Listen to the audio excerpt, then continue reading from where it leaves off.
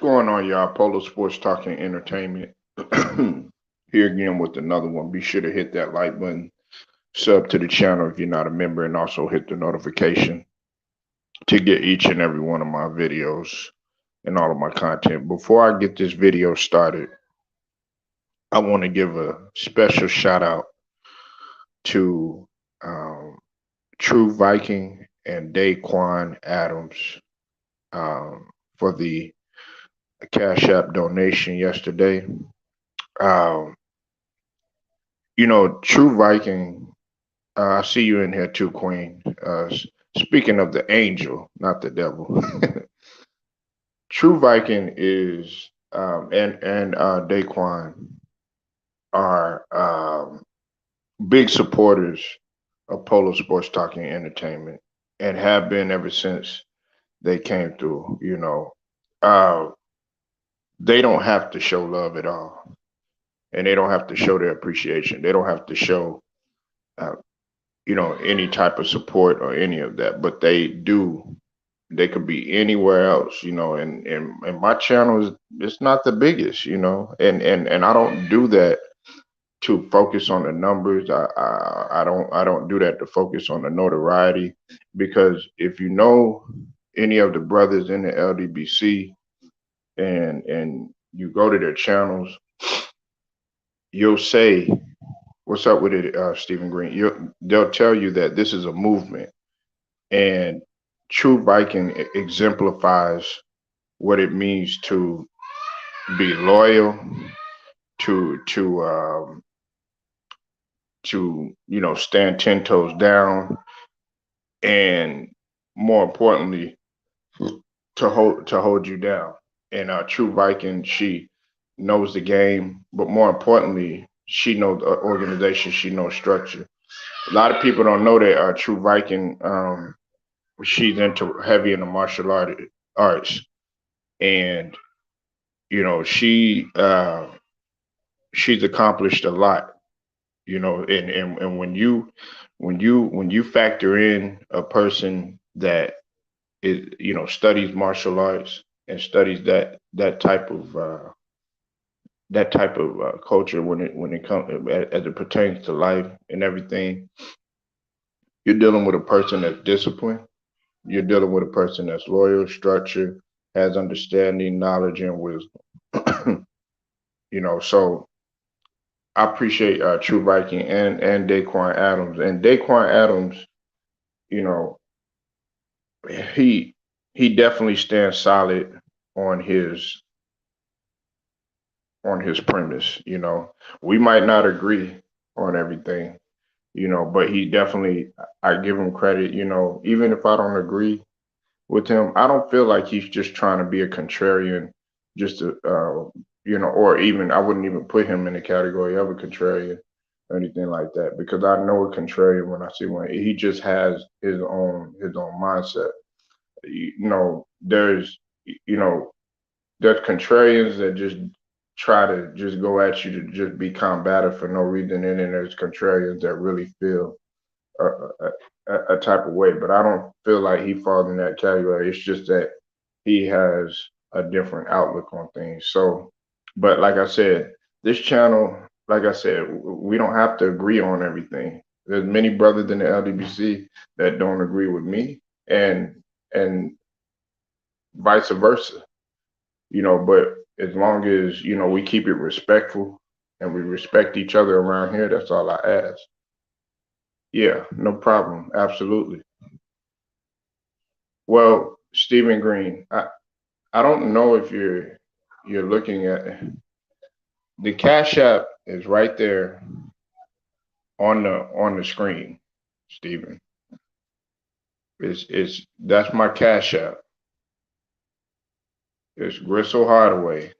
If you want to donate, it's right there on the screen. I don't know if I tried to make it bigger so that you could see it. I know a couple of people were saying it was small. I know True Viking has said it was small, but that's my Cash App, Stephen. If you want to donate, but listen, I don't ask that every. Listen, I'm not in this for money. Like I said, I'm not in this for money. Hold on one second.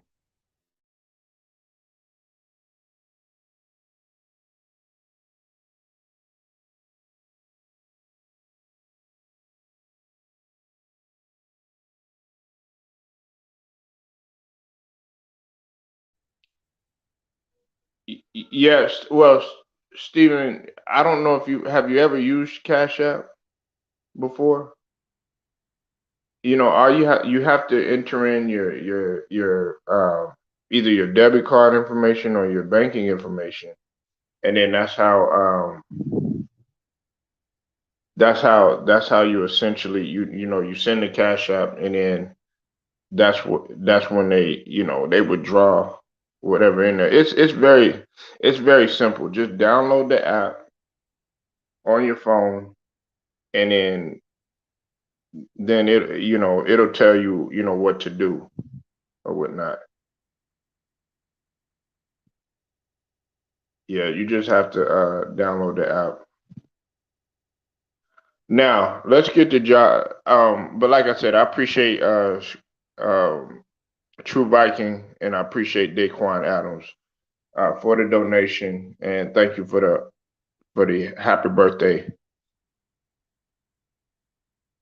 happy birthday wishes. Now, what's up, Scrub man? I see you in here, Memphis. Uh, Memphis, man. Man, let me let you in here. Uh, Look, as I've said before, okay. Now, last night, if you don't know, Ja Morant was able to go in Chicago on the road once again. He's making my point, okay? Making my point, right? He goes into Chicago, one of the hottest teams, playing against another MVP candidate in DeMar DeRozan. Now, they defeated them on the road 116 to 110. Now, I know people are going to come with this argument every time that I bring Ja Morant as the top MVP candidate in my eyes. All right. Now, Ja Morant, yes, he had 46, 3 and 4. Grizzly Adams had 12 points, but what was more impressive about Steven Adams, he had 21 rebounds. Um, Bain had 12, and Jaren Jackson was a hawk on defense, as he's in the top five in blocks, if I'm not mistaken. And then you have Bain, he chipped in with 12, and Tyus Jones had 11 for Memphis. The Bulls, DeMar DeRozan, he led off scorers on the Bulls. He had 31. Zach LaVine, coming back from the knee, had 28. Kobe White had 15. Vucevic had 11 and 12 rebounds as well. And Green had 12. But it wasn't enough. And who stole the show? It was Ja Morant. Listen, the reason why I have Ja Morant as my MVP, as my top level MVP before everybody, is because he's able to go in on the road. What's up with it? Wait, what? He's able to go on the road. He's able to play under pressure in hostile environments. Meanwhile, everybody's talking about DeMar DeRozan, who time and time again has folded under pressure. Now we'll have to see what he does this year. But Ja Morant had showed last year being able to knock off Golden State, and that took his confidence to a whole nother level. He's done it on the road against Golden State. He's done it on the road in New York or Brooklyn. He's done it on the road. He's been in Phoenix. He's done it on the road against Chicago. He's done it on the road against Charlotte. Everywhere that he goes, guess what? He's still in the show. And not only is he still in the show, he's playing exceptionally well. And that's one of the main reasons why I have Ja. Yeah, the excitement is there, of course. You know what I'm saying? That's what he's gonna do. You know, he's a but see, he's a hard worker, and people don't like that. But there, this is a popularity race. Listen, I don't have Embiid above John Morant because Embiid only did that maybe one or two times, and he done that. The majority of them have been mediocre teams. John Morant is doing it against playoff contenders, and he's doing it against a playoff contender against the MVP candidate, in which everybody has DeMar DeRozan up there. You got to give him his credit. And I know I got a guy right now online who's from Memphis and can't stand Memphis. He's a Spurs fan. I don't know why. However, the fact that you're not paying attention to the evolution of John Morant is crazy. Either you have an extreme amount of hate for this guy, you know, you don't appreciate. But I know what it is. I know what it is.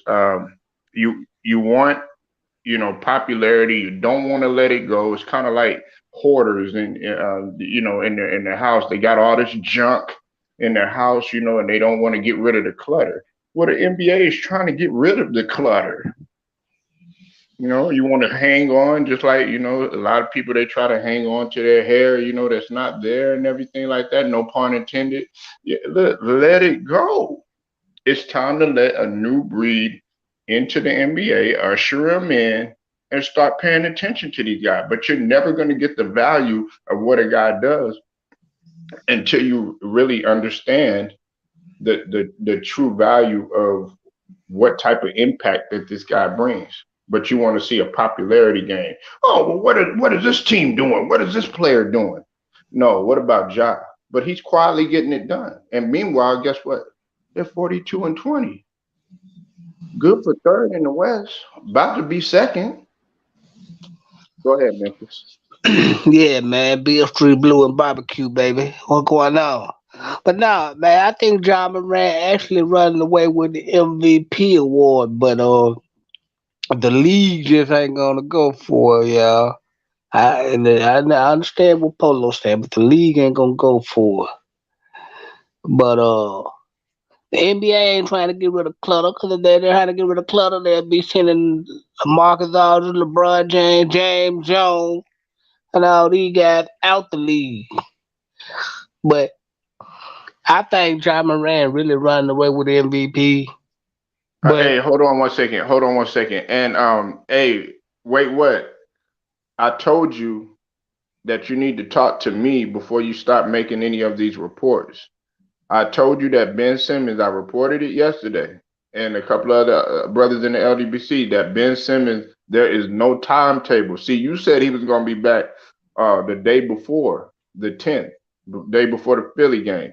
He's having back issues, and back issues are a real thing. That's what Draymond Green is uh, is dealing with right now. So he's not. It's no timetable, and he's not set to come back by the 10th to play it in that Philly game. So I just want to let you know that, man. All right, the report came out yesterday. Matter of fact, it was they've been the media is going to always have it, but they're going to put it out. This was according to Sham Sharina. Go ahead, go ahead, Memphis. My bad. Let me cut you off. yeah, but the league is gonna promote DeMar DeRozan because Chicago is a bigger market than Memphis, y'all. But to me, I think John Moran is just running away with the MVP, but the NBA just ain't gonna let it happen. 'Cause, Memphis is a smaller market than Chicago.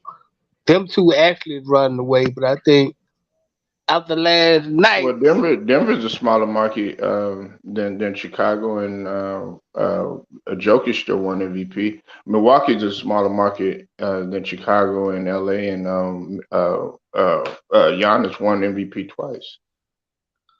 yeah, but Memphis is a smaller market than all of those. Right. Well, but I'm saying though. So is Milwaukee. What was Milwaukee in comparison to in comparison to Memphis? Remember, the Memphis had grit and grind. Remember? Yeah, but yeah, yeah, but You know, I They mean, we gotta start. Well, you know, the NBA ain't gonna do this. Ain't gonna listen. This guy is marketable. You know what I'm saying? And I'm trying to tell you, man. Ja is the next to come. These guys like Ja and Lamelo Ball and you know, these guys are marketing. They're very marketable in the way that they in terms of their product value on the floor because they stay on the floor. If they get hurt, guess what? They come right back. It ain't, well, you know, man, I get hurt and then I fall on the ground and crying again like AD. Come on, we people are tired of seeing that. Now, I know, you know, y'all are, you know, you're probably used to seeing, you know, mediocrity, and you know, you like that. We're like, yes, we won after one game. Yeah, they're cheering about James Harden. But listen, man, I am used to the Larry O'Brien. I am used to the playoffs, not a regular season game where you're not going nowhere. Aren't you a Spurs fan? God damn. Hey man, you know we used Come to it. on, man. Popovich, Hey David man, Robinson, Tim Duncan, hey man, you know we used to Manu it. Ginobili, We used to it in San Tony Antonio. Parker, who won the MVP in the finals and ain't top 75. Come on. He ain't top 75. Who's doing this, No, dude? he's not. He Oh, he he he he he, he was in that finals when he swept LeBron James, and nobody talks about the finals MVP that he had. well, that's because he swept LeBron James. That's why they ain't talking about it, man. But at least my team can say we got 5 rings. A lot of them can't say they had one. Hey, man, it's a blessing. What's going on, Scrub? Hey, man, when the last time the 76ers won the championship? Oh, look, now you want to move the goalposts. Yeah, well, we haven't won. We haven't won since '83, but That was almost we're trying 20 to years. get there right now. You know, but I'm not pleased with what we've been doing. Like, don't make no mistake about it. You think I'm happy about getting to the playoffs? Happy about missing the playoffs? Happy about the process, which is the process of elimination? No, I'm not. Well, y'all gonna get to the playoff this year. Yeah, we'll get to, but that's not good enough. Well, I mean, hey, man, some people, hey, man, you know, they ain't had his way to crooked crumble from time, man. Hey, man, but if you ever get tired of the 76ers, man, it's a team in Texas that's gonna always have your back. Well, that'll never happen. I mean, I have great respect for the Spurs organization. I have a friend that actually worked for the Spurs. She was a trainer. She actually was a trainer for the, well, it was the Austin Toros, and then she eventually moved up to, because the Austin Toros is or the G League team of the San Antonio Spurs. Right. So yeah, she worked with the Spurs. Like a lot of the, shoot, I've seen Gary Payton and Stacks at the club. They were regulars at this one club out of San Antonio when they used to when they were playing for them and stuff. But I have great respect for them. But they're not gonna, until Popovich says, okay, look, I need to move up, and they should have had the girl coaching. That's just my personal opinion. Maybe they probably would have went some places. What's going on, Scrub? What you got to say, bro?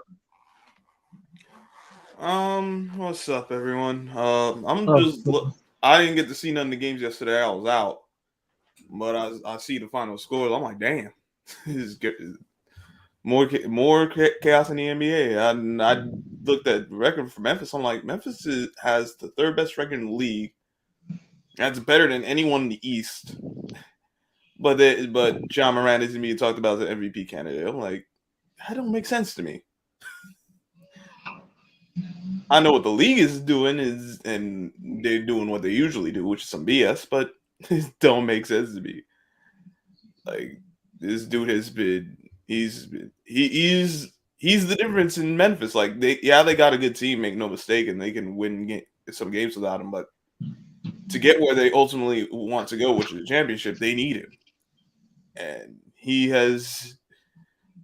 had big performances night after night after night. But everyone's still talking about Joel Embiid and Nikola Jokic. And they're good players, but the impact it hasn't been the same as what John Morant's been providing. It's crazy. Right. You're right. You absolutely right, man. So with Jokic in the MVP discussion, I'm quite sure he is the way he been putting up double. I got Jokic as my number 2. Over DeMar DeRozan? Yeah, because DeMar DeRozan got all his guns. DeMar DeRozan has Zach LaVine. DeMar DeRozan, who nobody talks about, has Vucevic. DeMar DeRozan had Lonzo Ball. Who has Jokic had the whole season? Nobody. You can't name him. He doesn't have Michael Porter Jr. He hasn't had Jamal Murray for quite some time now. But yet and still, he's still catapulting this record, getting impactful triple doubles. And the guy that you're naming, Embiid, yeah, Embiid is a plus 193. Guess what Jokic is? He's a plus 274. Matter of fact, last time I checked, he was like a plus 280 something. That's way more value, and he's doing more with less.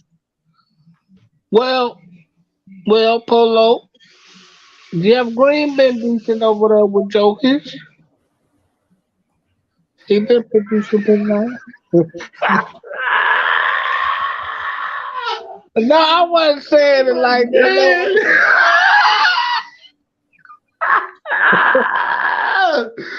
Yeah, man, Jeff Green is my nigga, man. He athletic, man. But we're talking about superstar status. We're talking about, guys that can actually score more than 20 points a game. Zach LaVine does that. They were building around LaVine. Don't forget that. They built the team around LaVine. I understand that, right? Right. So you're saying I'm talking about the main guys, Michael Porter Jr. Who you think is better, Jeff Green or Michael Porter Jr.? You don't want me to say. Yeah. Okay. Well, we know it's Michael Porter Jr. He single-handedly was outplaying everybody in that playoff last year. But that goes to show you a lot of people don't. Not you, Memphis, but a lot of people won't talk about that. He was actually outplaying everybody up until he ultimately got hurt. Why is Ben Simmons back hurt? He ain't did shit. He said he ain't do nothing. Yes, he was. He was with Scrub in the tub last night with a couple of females. With a couple of females. I mean, with the females. I said with the females. Listen, and he was me stroking. and Ben Simmons do not hang out whatsoever. I do not. Hey man, y'all. After he does shot away from that shot, I'm like, nah. Let me make shot through the females in there. Nah, I know my boy Scrub, man. He with the ladies. Come on now. Of course. Hey man, look, I don't know about Ben Simmons back hurt, man. He did shit. I mean, he listen. When you're in a house full of Kardashians and Jenners, I mean, your back is about to hurt, man, for real. Because you got the mama, she's a freak. You know what I'm saying? You got the daughter, she's a freak. You know what I'm saying? You got the cousin, she a freak. You know what I'm saying? Aunties, all that. You know what I'm saying? Even probably the grandmama a freak too. You'll be like, man, not her mama got ass. Her grandmama got ass. And that nigga Jacob Jennings is in the building, Funky Town, representing. You better hop your ass up in here. Jacob up in there like Memphis Scrub, eating them sausages and pancakes with lots of syrup and butter on the bit. Welcome to Polo Sunday morning, everybody. But no, man, I think I don't know, man. Did Denver win last night? We played today, man. We play against the Knicks. So that, The No, I mean, sorry ass Knicks. yeah. ain't Yeah. nobody watching that. I'd rather watch college basketball. Did Denver beat Sacramento last night? Yeah, Denver won 115, 110. You said college basketball. Well, you don't know that Michigan State took down Purdue. They knocked off the number Yeah, four. So yeah, yeah, they hit the three at the buzzer. yeah. So and Michigan State has a chance. They were close to not getting a berth in the dance. You know what I'm saying? But that right there, that's a huge win because they were ranked number four. But I Yeah. think But yeah, Memphis is such a classic goalpost mover. You didn't want to stay on topic. I see how you got off of that subject about Jokic. what? No, man. I mean, he got people over there helping to produce over there. They look nice. Hmm. He got a nice squad over there in Denver. Now, if he get Michael Porter back and all those guys, Hmm. that'd be.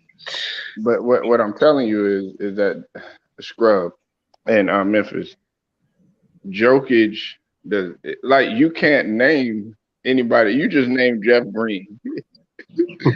Like that's the only person you can name. But in Chicago, you could name Zach LaVine. You could name goddamn Vucevic. You could name Lonzo Ball, who was there in the season. He's hurt right now. But I'm They saying, got a squad.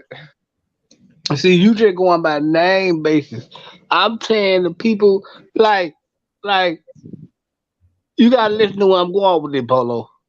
Hmm. Like Jokic over there producing, and he ain't got all his big names on there, and they in playoff talk.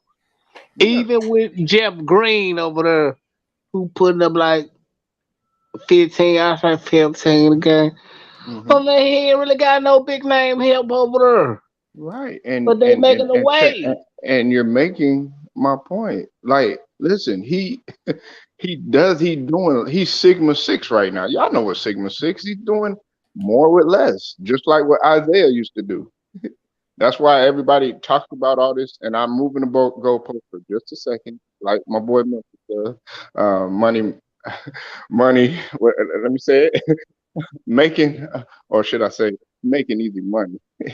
Making easy money, pimping hoes in style. Listen, I'm gonna do a Memphis style. Look, check it. All right.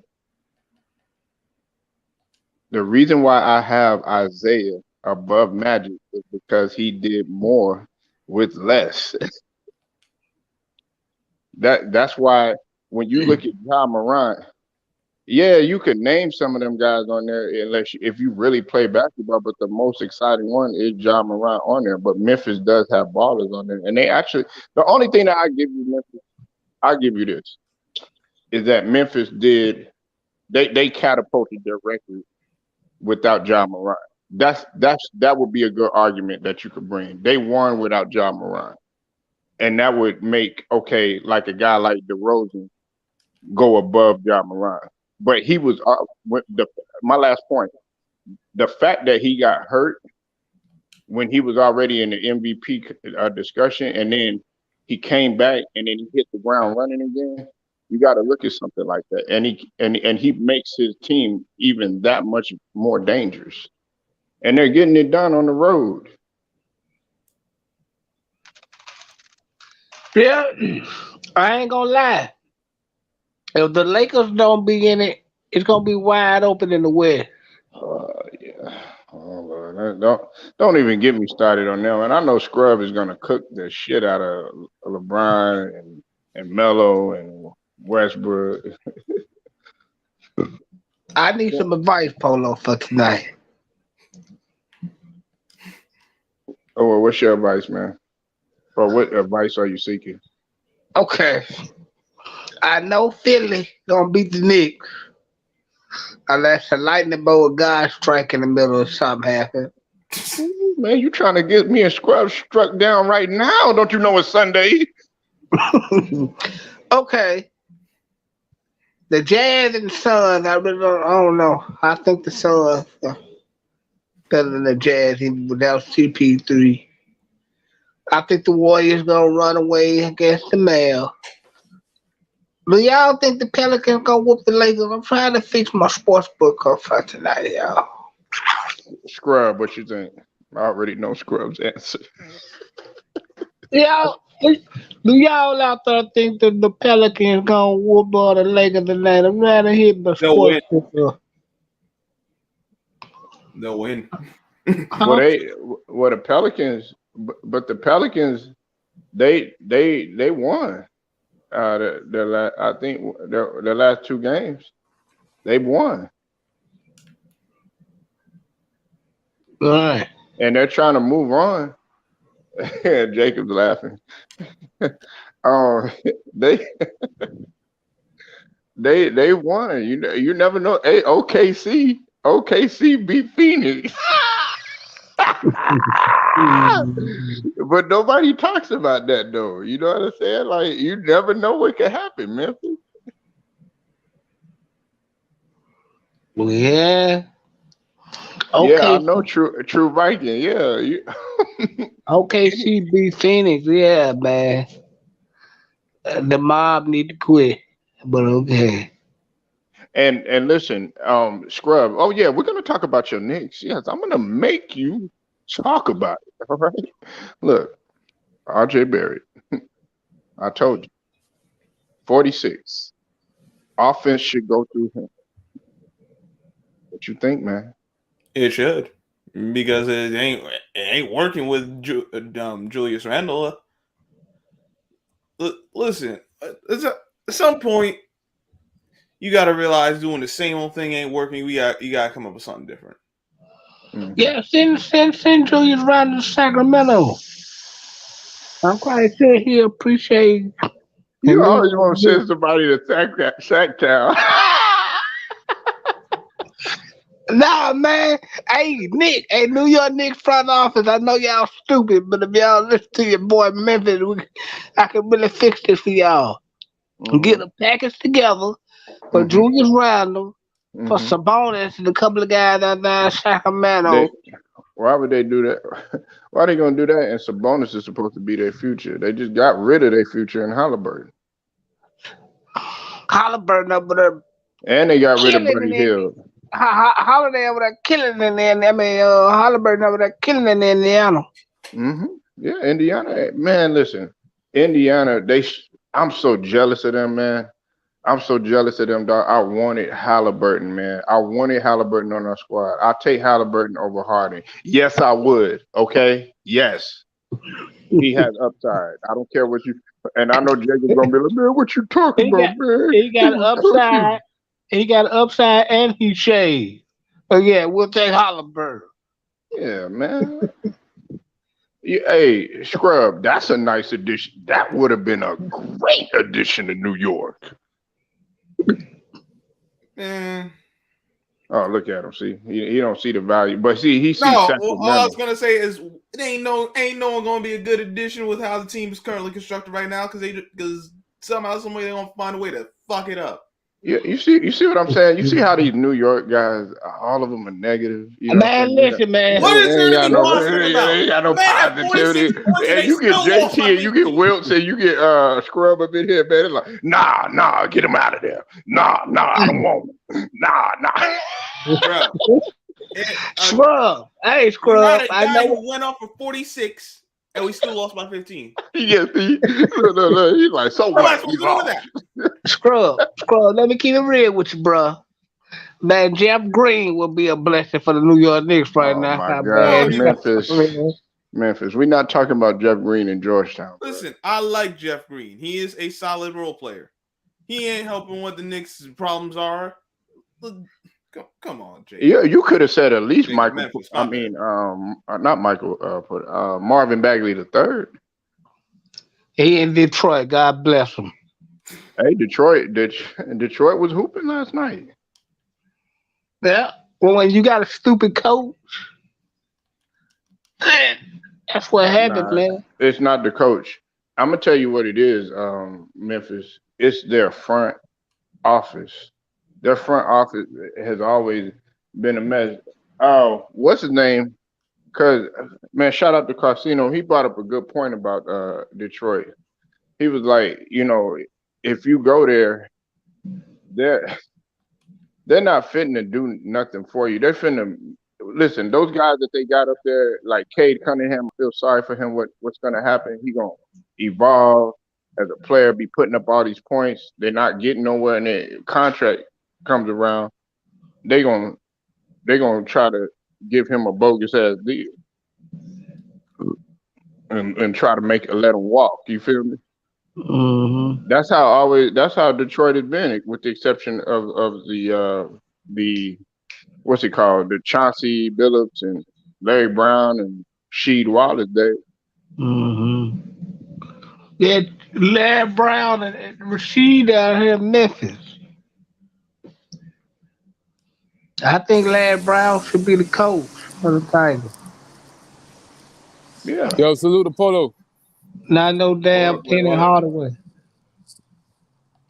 What's up? Wait, what? Hey man, hey, can I get just 2 seconds right quick? Can you do what?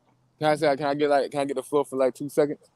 It's Go not ahead. gonna be 2 seconds with you. We know it's gonna be All about right. 5 to 10 minutes of you eating crap and crunch. First off, I want to thank the basketball gods for allowing basketball to be what it's supposed to be and just allowing players to play. Last Man, night what you are we seen in greatness church? from Kyrie Irving. Like I said, you seen Milwaukee, great team. First of all, Bobby Portis, he got to get paid. I'm sorry, Milwaukee. I know y'all trying to keep that nigga on the low, but that nigga got to get paid. He's too dangerous. He's too a valuable point of a piece. He worked so hard to get to that position. Sometimes you just gotta let the birds fly. I want to thank, like I said, I want to say Milwaukee was playing a great brand of basketball. They was up and down and knocking down the threes. They were playing a great stoppage at certain points. They took a haymare, like a haymay from Brooklyn in the third quarter with dropping that 43 points. However, they counted with 35, so they were kind of still in the flux of it. You gotta tip your cap. You got like the old head said, you gotta tip your cap to them and they outstanding play on that. However, we got to give a great shout out to Steve Nash, coaching, developing at the end of the game, getting them certain fouls, not allowing them to get threes off. Some people say it's pretty risky. At the end of the day, when you got Kyrie Irving on your team, there ain't shit really risky. I also want to shout out to Gordon Dragic coming in. First shot was a walk-in three type of shit. He gonna get into included more in the offense. If you actually go back to listen to his interview, his post-game interview, he literally told you after the first 6 minutes, he had to ask for a sub because it was too much conditioning. So if you got that from a player who played some type of way this season, it's gonna be kind of tough with Ben Simmons. And like I said, Polo, I gave you insider information. Like I said, That's like not obviously, inside information, man. That's not. listen. Listen, he's having back issues, bro. Bro, do you know how that happened? Because the tightness of you going conditioning as much as it is. A lot of people think, Right. oh, you can just come off the streets and just hop in an NBA game. It's totally different, bro. It's called conditioning. It's called Well, a that different that's level of what I something. said. That's what I said the previous video. Wait, what? Yeah, If you Kardashian hold condition. on, this is what I said. I said, listen, if you're expecting Ben Simmons to just come right in when all these guys, their legs are warm and all this other stuff, the only thing that he's been playing, wait, what, in Memphis and Scrub is against mediocre talent at St. Joe's and pickup games and stuff like that. That's not NBA level competition for what he's about to face right now. Go ahead. Like I was saying, great play from the whole team aspect. Defensively, we held them down when we needed. We got enough stops of what it is. Once again, thank you for Drummond. Drummond's such a important piece to what we need to get to that next step and be that last team standing. Um, Thank you for that, Steph Curry. Like I said, he just getting the taste of the opening of open shots he gonna be able to get and create on his own. Love it, Patty Mills. It wasn't such a great game, but like I said, his encouragement, his finesse, like his feistiness on the defensive end, it allowed teams to just, hey, you know what? You know what I'm saying? Motivate his teammates. Bruce Brown with the clutch threes. Listen, if you actually Doodoo paid attention, Doodoo to Brown. Bruce Shout Brown's out to career, Ticket TV. Doodoo hey, if you actually Brown. paid attention to, Doodoo Brown. yo, you got to, cause like if you paid attention before his career got to Brooklyn, his percentaging of threes and his regular shot and just general wasn't as up as it is now and going forward. Because why? In Brooklyn, we help you with your shots. I lie when Ben 10, I don't know who the fuck is Ben Simmons, but when Ben 10 step on that court, it's gonna be a fucking problem. Period. How you go from giving a testimony of service, then all of a sudden then you start getting ratchet. Like I said, man, hey, be very worried. Be You see how he was very doing? worried. Hey, Memphis and Scrub, he was doing praise and worship in the beginning. He went full. He Then went all of full a sudden he fledged started, deacon. man, you know what I'm gonna do? I'm in there, all that effing this and that. I'm like, what the? He started out as a deacon and went straight to the hood, nigga. Yeah. He got out of prayer. He be like, bitch, do you got my money yet? Like I said, it's beautiful. You gotta pay attention. I actually watch all the games. Shout out to them. I love it. Lakers fan, learn how to pick up energy. Learn how to like support your team, even in the worst positions. Right now, we still in the A spot, but I'm so motivated, and I'm not even thinking like that. Once we in the But playoffs, you're not a all Brooklyn records fan. is You our said you're a 0-0. supporter. What happened? You said you're not a you said you're not a I know. I'm just Brooklyn calling out fan. Lakers fan in general. You a supporter. No, I'm just calling out Lakers fans in general. Cause they assholes. They don't know how to support I their team. understand that, but You know what I'm you saying? Melo ain't keeping Who that same support energy. this team? Melo ain't Man, keeping that same energy. hey, You know what man, I'm saying? they 35-year-old niggas with bad knees, man. Melo ain't. Hey, remember at the beginning of the season? Oh yeah, we championship bounce. We only focus on the title. Look at that shit now over there, bro. Niggas quitting. Just like they listen. fans. Okay, listen. Like I said, I told this yesterday to wait what Memphis and Scrub. I said if the Brooklyn could go like 20-5 or 19-6, a decent record like that, they'll have a shot. But all this 14 and 11 or stuff like that, that's not gonna cut it. Bro, we just fucking defeated the fucking defending champs without our Right, best and that's player, great. nigga. So did This shit we. getting crazy, nigga. So This did shit Philly. getting spooky, nigga. So did Chicago. Yeah, now you just So did keep Charlotte. playing like that. Yo, but pause. What are you saying? Hold on. Chicago had a full team. Get the fuck out of here, man. Stop doing that shit, bro. Come on, bro. Well, and the fact that they had a best know, player out there, regardless. I know you think it just like you thought Just like Philly had a the best player game out there against too, the bro. Minnesota Timberwolves and Philly was a championship game. This But is did still Philly beat regular them niggas season in game. Milwaukee? No. Calm down. Come on, bro. Calm down. Well, Milwaukee hasn't been good at home. That's why Embiid came in there and we beat them at home. Bro, So what are you beat saying? them niggas at your crib. We beat them niggas at their crib, nigga. No. What are you talking about? Go back and look at the score. Go back and look at the game. They were in Milwaukee. If they was in Embiid Milwaukee, did it in his house. Hey, listen. If they was in Milwaukee, then Milwaukee got a problem. They better get that shit together. I told you they are not good. They haven't been good at home this season.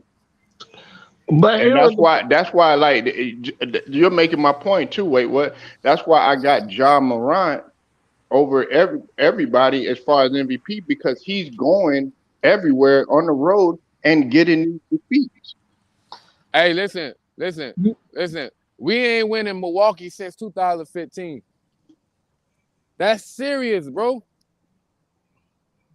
And who took that disgusting ass record down?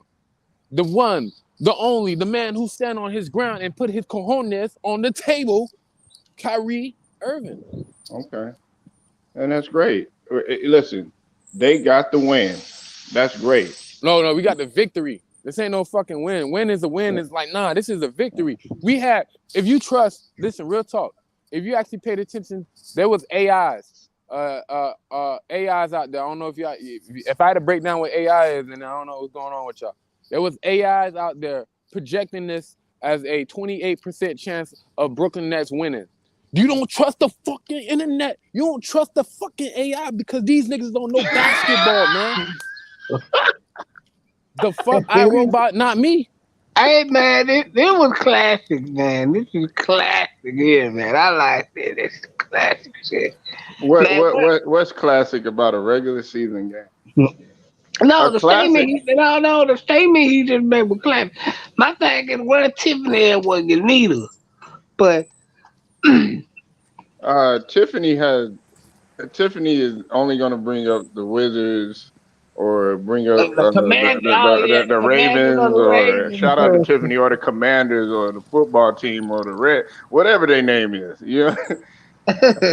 no, JMJ, I see you in the building. Shout out to the, Carolina the, style. I the, see you in the pro, building, JMJ. the, pro, Salute the, to you. pro, the problem what I didn't like about Brooklyn last night was Those are good points, though. Wait, what? I like those points you made. Good the point. problem I didn't like about Brooklyn is they gave up too many points, right? I agree with you. I agree with you, Memphis. You can't score 100 points and give up 100 points and expect to win an NBA championship. Not in this league, it ain't gonna happen. That's a good point. The Phoenix Suns ain't never did that. He brought this up though, Memphis. He brought this up. What brought up a good Memphis, point. can I say this to you? Hold on, hold on one second. He brought up a good point about Bobby Portis.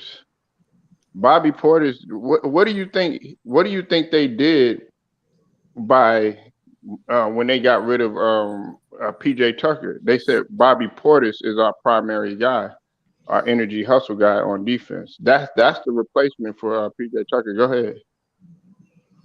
Oh, they should have won that luxury tax. I don't know why they did that. Why would you try to put that much? Why would you put that much pressure more onto Bobby Portis when he could have come in freely and playing his game like he did last night? See, the thing is, last night we ain't communicating. He's been doing that the whole season. Like Memphis, I'm gonna keep it 100 with you. You are totally right. If we could, we can't play defense like this. However, what I gotta tell you about it is, when need be, when they gave up the lead, I feel like, all right, it was a play. It was a moment where Steve Nash should have not used a timeout to slow down our own momentum. He kind of fucked up and slowed down our own momentum. So that's kind of a dangerous thing. Hopefully he went through the game tape and see how that is, because we were finna actually take a deeper lead, but he allowed himself to see, they make one or two shots. He kind of used a timeout and kind of killed our momentum right there. However, like I said, we was able to take back that punch. Like I said, it's not about if you can handle the first punch and get back up. It's about how much more you can take and endure. And we endure so much more that, honestly, if y'all paid attention towards that game, when we was down, especially in the crucial times with the last 5 minutes left, we still was able to execute, get a couple stops, and handle the situation much better. Right. Well, y'all have endured a lot of losses during this season in order for y'all to make those adjustments. Y'all lost 11 straight. So yes, y'all better have learned something. And y'all dealing with a lot of adversity too. So listen, that's the one thing I will give you, or amongst a couple of other things besides the Ben Simmons thing. Memphis, Scrub, and they have been more battle tested, I think, than anybody in the league. Brooklyn has. You think about it, Kyrie Irving, that situation, them not being able to play with Kyrie Irving the whole game, the James Harden situation, injury, COVID, all this other stuff, KD, they've had a lot of adversity to deal with. What's up with it, Jelly Bean? I see you in the building. But I mean, me personally, from what I saw watching the game last night, I think if Kyrie would have never carried them, they were gonna lose, because you can't score 100 points and then give up 100 points on the other end against a good team who like Milwaukee, who got people like Bobby Portis and Grayson Allen and Giannis, and even they done added Wesley Matthews in the fold. I don't know what for, but we got JMJ up in here.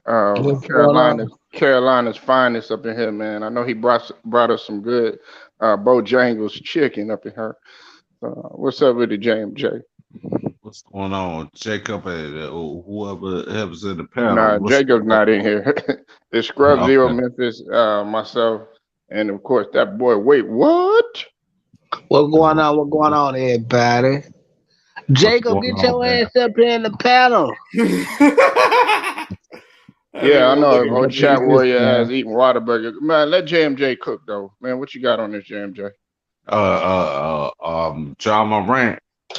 I told y'all this on the chat, but John Morant is doing better than Zion Williamson in the last 3 years, man. Zion Williamson need to get it together. You know what I'm saying? Just a life after Duke player.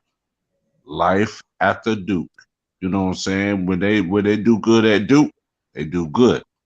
When they what's it called? When they what's it called? Doing all this bicycle ride, motorcycle rides, and playing expectations, and doing that motorcycle rides and going to car accidents and all that stuff. I'm Oh telling man. you, life after Duke. That's what I'm He saying. Life after going Duke. shots at Jay Williams. I know where you going. Yeah, Bobby Hurley with his car accident and all that stuff, man. We talking about life after Duke, man. Grant Hill supposed to be the maybe one of the best players out of Duke. He got setbacks with ankles and joint, you know. So I'm just saying this, man. John Morant, he doing all right, man. You just have to dog. You doing good for the 3 years, but what you gonna do on the long term too? John Morant. You already got Jared Jackson's son down there over there in Memphis. You got Steven Adams, and I hate what he did to Steph Curry and what's it called with OKC. He called them monkeys. So I'm disappointed about that, but he's still doing his thing though. But it kept himself quiet, you know what I'm saying? And a few others. Salute Memphis 10. I see you in the building. Dylan Brooks, man. Dylan Brooks need to get himself together with the injuries and all that other stuff, man. He been getting hurt too much, Dylan Brooks, man. He's supposed to be the liable defensive, excuse me, liable defensive player up there up in Memphis since Tony Allen with the original Grindhouse. You know what I'm saying? With Grandfather. is Zach Randolph, Zebo, and Mark Gasol there, and Mike Conley and the rest of the crew down there. What they did, they try to. Is this what Memphis is? It might be the Grindhouse 2.0. That's what I'm thinking about. Uh-oh. So that's what I'm saying, man. John Morant, he can get it together. He ambidextrous too. So we already know what John Morant can do. It's just to the rest of the players, Jared Jackson Jr.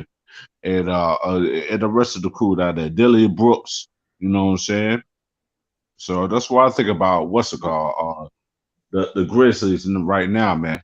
That man.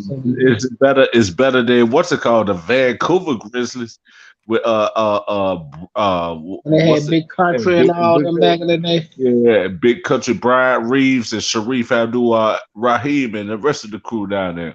Yeah. Yeah, I remember, bro.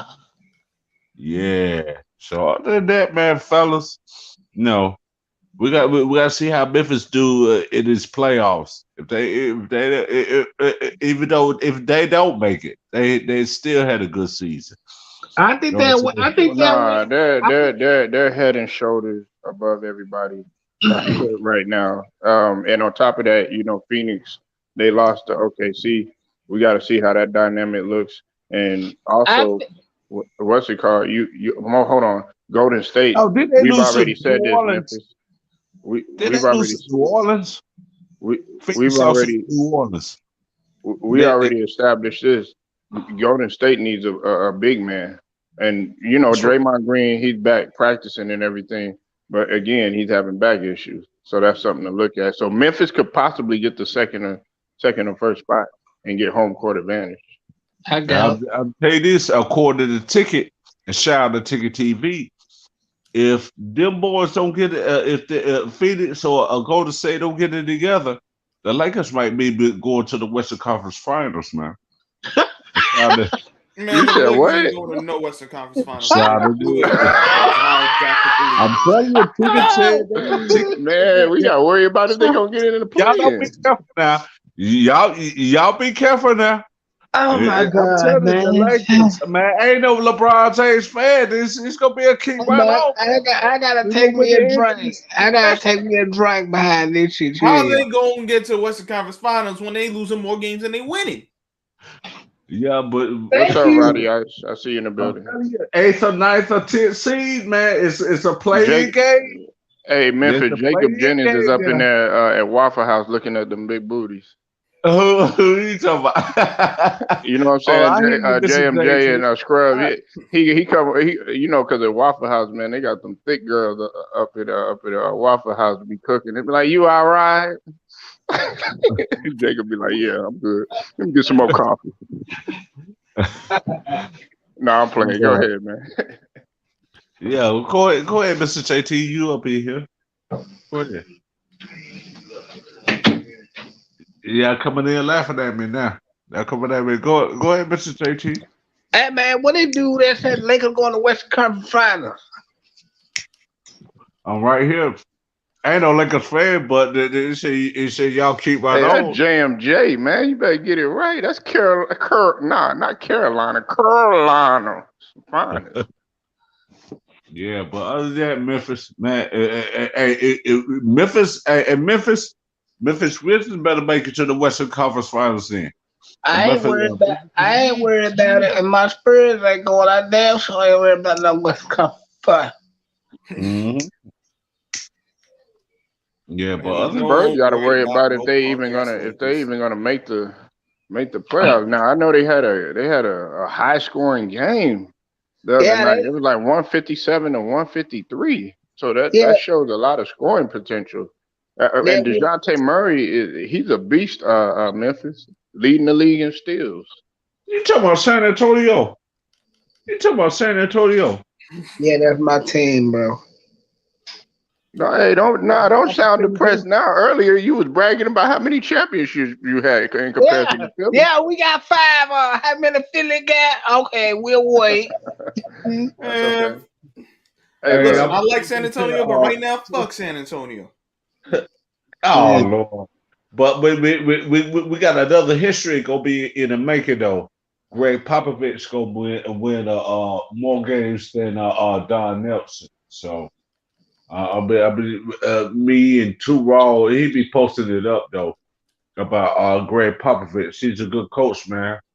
He's more deserving for winning NBA winningest coach in NBA history than Don Nelson and Lenny Wilkins. They only won. Lenny Wilkins won one, but Don Nelson never won one That's as a facts. coach. That's facts. So you Don got Nelson. Don Nelson doesn't get a lot of credit. I know why he doesn't get a lot of credit, JMJ, because he didn't win a championship. But what you see now, Don Nelson and Mike D'Antoni were the innovators because you see a lot of positionless basketball.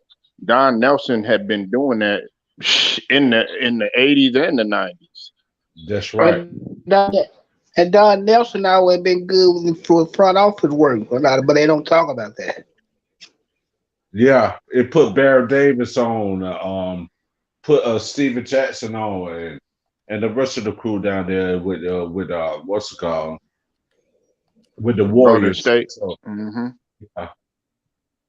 we go to state, man. So I think he drafted Steph Curry down there too, didn't he? Yeah, Uh, they had Steph Curry, yeah, but he was, he was hurt a lot, and they had Monte Ellis. Yeah, that's what I'm Monte saying. Ellis was the main guy during that time because of Steph was just getting acclimated into the league, but he came in. A lot of people didn't even think Curry was going to make it the duration of his career because he was getting hurt so much. well, Yeah, a lot of people didn't watch a lot of Davidson games, neither, so they don't know nothing about basketball. You Well, should. remember, I mean, I don't think any of us saw this from Curry, but like anyone who saw Curry knew that he would be straight. But the question was health. it was because those ankles were is like every year is like, dang, is he going to make it to a second or third contract? No one knew at the time, but he held up. And great for him. Glad it happened, and look what he's done for himself and how they built the team around him. Yeah. It don't hurt to have Klay Thompson. Was he in the same draft with Steph Curry and them? No, Klay Thompson, Klay Thompson was a few years later. Okay. I don't think nobody gonna catch Steph Curry in three, though. Nah, that's like highly unlikely to happen because first of all, Curry could play, barring health, at least about 7 to 8 more years, depending on his health situation. Can you imagine like the next person that would even have a chance to probably even catch him would have to be shooting an extremely high percentage, and the accuracy has to be there. And I just don't see that happening, not in my lifetime. No. The volume and having the accuracy, it's like yeah. Especially because a lot of teams now are like, all right, a lot of teams are gearing up for the three to defend the three. Now, not all of them are great, obviously, but it's way more open for really like the mid range if teams would utilize it. Yeah, but I'm telling you this though, you see what happened to Danny Green in 2013 though too. They were hitting all those threes. Then when it comes to game 4, game 5, game 6, and game 7, he could have hit a damn shot though with Danny Green. So because Tony Parker had to open his dang on mouth and say he don't know why they still ain't guarding him. Well, Danny Green was when he was with San Antonio, and to a certain extent when he was with the Raptors, he was an elite 3-and-D guy. He was a premier defender, and he was a great shot maker. But then a lot of people don't realize that he did have some knick-knack injuries and stuff. And then when he got to the Raptors, you started to see him kind of slow down. And then with the Lakers, he just was not the same. And I felt like it was unfair to put that amount of pressure on him, with the death threats and stuff like that, because he did what he could on defense, but he just wasn't the same. So but when he was in San Antonio, he was he was that guy. He could be counted upon, and with the Raptors. Mm-hmm. So I'm telling you this, man. Danny Green, I like Danny Green, but he should have talked drunk when he won that championship, that bubble ring championship with the Lakers with Kawhi Leonard. You couldn't do that in 2013, but Kawhi Leonard won Finals MVP in 2014 when they went back to back. So Danny Green, he need to shut his mouth sometimes too, man. When he do that, that's my boy from the Carolinas, man. Play for my Tar Heels, but you don't say what you say because you got a ring with LeBron and them. And that's a fact. Yeah, all right, True Viking. You have a good day, Queen. Be safe out there. Have a good day, True Viking. Miss True Viking. Yeah, what's going on? Yeah, but I'm telling you this, man. Ja Morant could be. He probably could go get MVP if he really wanted to, if he have a good system around him, and he doing a hell of a job. Zion Williamson up here. It's gonna be close to bust. It's gonna be close to bust with Zion Williamson if you don't get it together. You don't want to be like a doggone Christian Laettner down there up at Duke. I'm telling you, man. I think it's a little bit too late for that, bro. Yeah, but I want to see Zion Williamson like that, man. You've been a bust. So far, you've been a bust, eating yourself half to death, but you want to still stay in New Orleans. But you better doggone get it together, man. We ain't gonna have no Christian Laettner, Abdul Nabi type stuff, man. We ain't gonna have no Jay Williams and all that. we gonna see how the Duke players do. Life after Duke. I don't like Duke, but I respect the hell out of him. You know what I'm saying? You got Cook out here, won a national championship and won the NBA championship with Duke.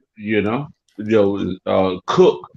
Cook over there with Duke. He won a championship and he won a championship with the Warriors. So we got to see how that works, man. We got Well, to see. Zion Oh my God. with Zion, it's a mental thing. JMJ, Memphis, and Scrub Zero. It's a mental thing.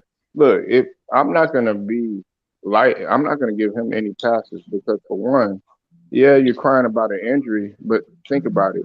If you would have knocked off the pounds, some more pounds after you did that second season and everything, you wouldn't have that problem with your lower extremities. You're overweight for That's your right. height.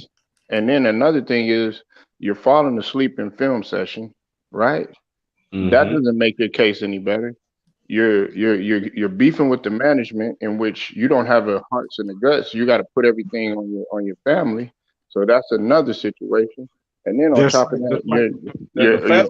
you're overeating and you're not taking you have poor nutrition. You hired a chef, but you're just using that as a front runner. But you still have yet to come in decent shape. John Morant suffered a knee injury, and he suffered an ankle injury. Why is he coming back hitting the ground running? Because he has more heart and more will and more determination, and more importantly, he's mentally strong to say, you know what, nothing's gonna defeat me. That's what separates the two. It comes down to this. John Morant's a basketball player. Zion's a guy who plays basketball. I hate this. I wish that it wasn't the case, but it's as simple as that. One guy actually loves the game and he's going to do everything out there. The other guy just plays and can get better and wants all the benefits from it, but he wants none of the consequences, none of the drawback. Now, because they ain't built for it. That's right. Go ahead. Whoever talking. Go ahead. He ain't built for it, man. He was betified and glorified and do. It's the NBA, man. You're a grown man. You get paid to do a job. Do it. Because That's he right. got the talent, but he has the talent, no substance. I can't do nothing with that. Yeah, I'm gonna tell you this, man. Zion Williamson need to get it together. You know what I'm saying? John Morant doing better than your ass. You know, a 6'3", 175, 180 pounder doing better than your fat ass. You supposed to be doing better. You supposed to be doing better than him. What Well, Yeah. the trajectory. Listen, JMJ, the trajectory was what they said. This, I said this. The media even said this, and nobody even paid attention to it. They said who was going to last longer out of that Duke trio coming out. They said R.J. Barrett, who just put up 46 last night. Yeah, in the loss, I know, Yeah. Scrub, don't hold him. And then also Cam Reddish, who done exceptionally well in Atlanta and was able to get, if they give him more time in New York. Them Yeah. guys are still playing. You haven't heard about them getting injured. You haven't heard about them getting hurt. And these guys have been playing their full tenure. Zion is getting close to not playing 2 years. It's been 2 years since he's played. Close Yeah, to two RJ years. Barrett, this damn thing, man. RJ Barrett doing the same thing, with the doggone a game winner and doing this thing, 32, 33 points, man. Against a few games, man. And like you said, that 46-point game, even though they lost, they still had a good game, 46 points and all that stuff. So RJ Barrett, I guess they said when he was at Duke, he was hogging the ball from freezing Zion Williamson. Now we know why. Now we Nah, that's that's not the case because listen, R.J. Barrett was a very unselfish player, and so was Cam Reddish. What the deal was is that Zion Williamson was very inconsistent, and he also got hurt. So guess who was left with the weight on their shoulders? It was they're freshmen. I remind you, all three of them are freshmen, and they're having to play against conference games. Then on top of that, they're having to play in the tournament without without the likes of Zion, because you remember how his ankle went through the shoe, JMJ. Yeah, because I saw that game too. I Yeah. saw that game So I don't against I don't I don't know. Ontario. I didn't see it as a freeze out. Yeah, I saw that. I saw that against Carolinas, man. But I said on my what's it called? She said it was unfortunate we won, baby. It was fortunate we won that game, but it was unfortunate with Zion Williamson. But when he came back against Montoya, he beat it by himself. He beat it by himself. You know what I'm saying, in the ACC tournament. So I already know how Zion can do, man. I already know how Zion can do, you know. But Zion need to get it together. In this next level, man. The highest level in the league. That's the NBA. He just can't be what's it called, be just depressed and what's it called, eat yourself half to death, just like Sean Kemp. You know what I'm saying? Just like the rest of these people out here that be eating themselves half to death. Zion Williamson, man, you gotta learn how to land on your feet. And we don't want to see no gruesome Sean Livingston injury too. At the same time, you know what I'm saying? We don't want to see that.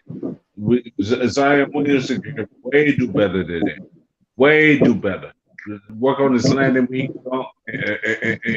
got a jump shot. He hit 3 pointers, but he dunk with his right hand. He can dunk with his right hand. That's what I like about Zion Williamson, man. He could do better than this, man. Well, he improved his shot, especially coming to the league. It's not He has more of a set shot. You'll never see him shooting a jump shot. He's more of a set shooter, and his form is not bad. It's not that bad. Zion Williamson. He Yeah, left-handed Zion. Polo. You said what? He said he left-handed too. He a southpaw shooter, man. Yeah. He's left-handed, and those guys, in my opinion, even though I hate it, I can't stand southpaws, but they're the best shooters because their angle at the basket is it's hard to explain, direct, more inline to the basket, just in my opinion. But the thing about it, Zion Williamson reminds me. Everybody was comparing to him LeBron and all this other stuff. He plays like Larry Johnson. Yeah, I heard that too. I'm about to say that. I was about to say that too. I wanted to say that, but since you beat me to the punch there. Oh, sorry, my bad, JMJ. Let me go on mute. Let me let JMJ cook in Memphis and Scrub, man. Y'all got it, brother. My bad, brother. Yeah, he said, no, you good. This your channel, Polo. I'm gonna tell you Nah, this. listen. I want everybody. I try to get everybody's input. You know what I'm saying? That's what. Sometimes I be having to force Scrub to talk. And then when he talked, I'm like, damn, okay, well, why don't you say more? You was on Jose's channel cooking. You know what I'm saying? I'm like, damn, okay, well, shit, like, so I'm gonna force it out of you. You feel me? But y'all go ahead. Larry Johnson was a nice player, bro.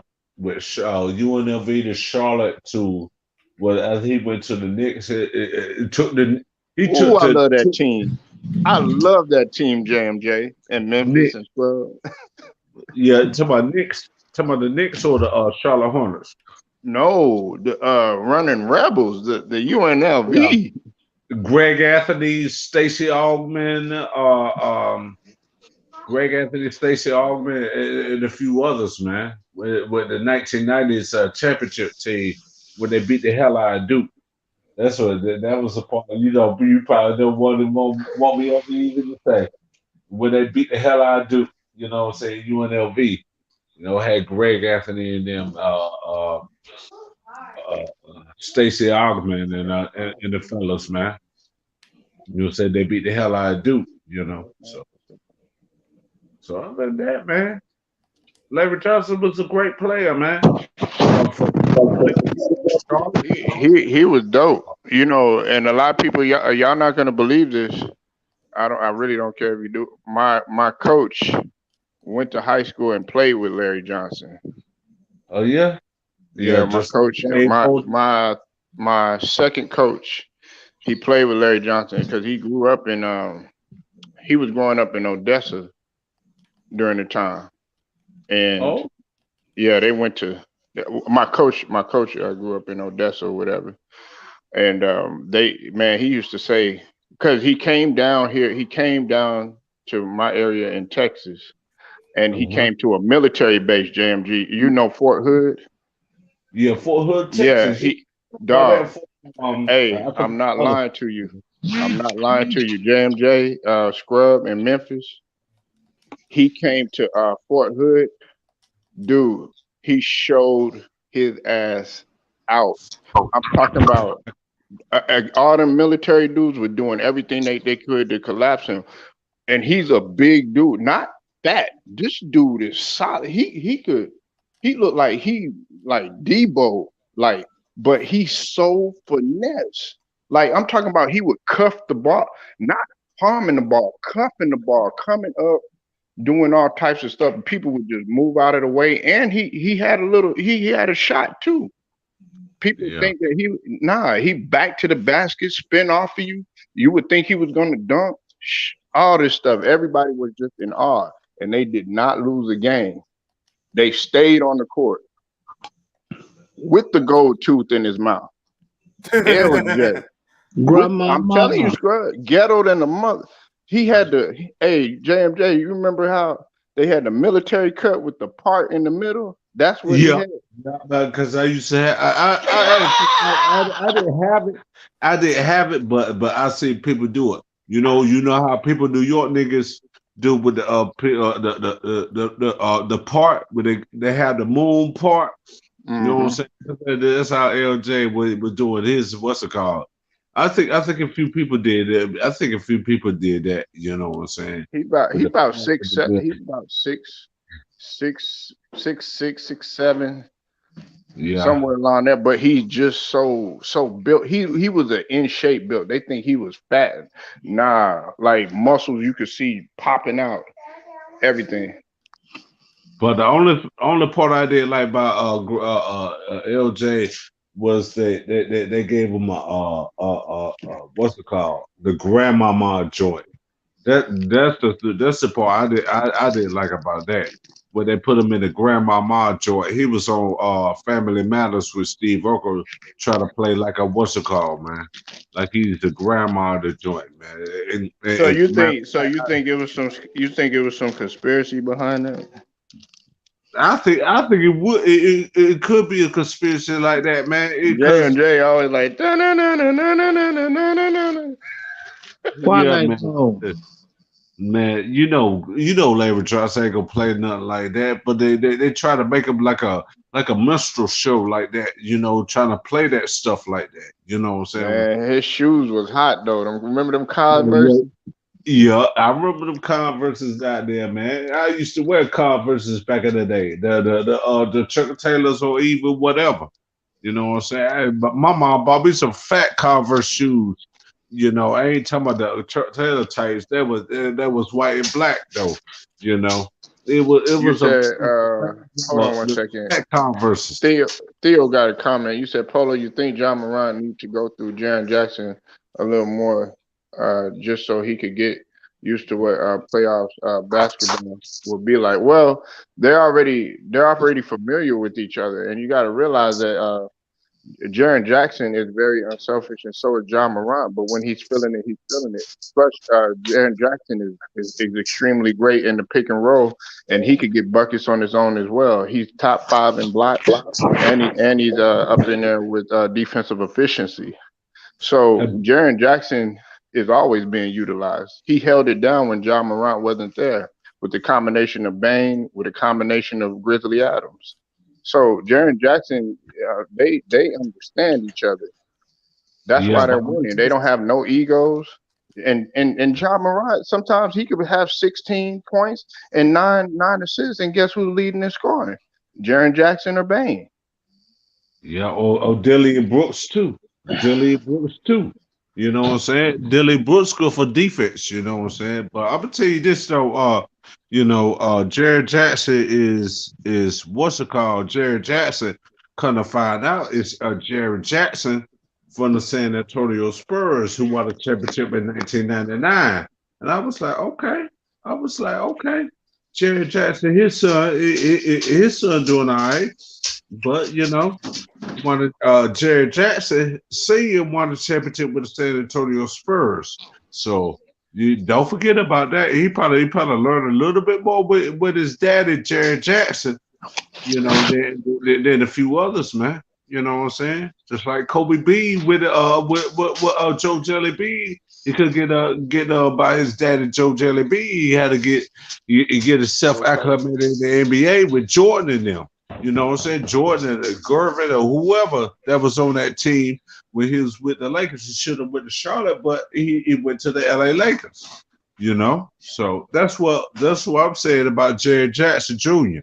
Trey J. I call him Trey J.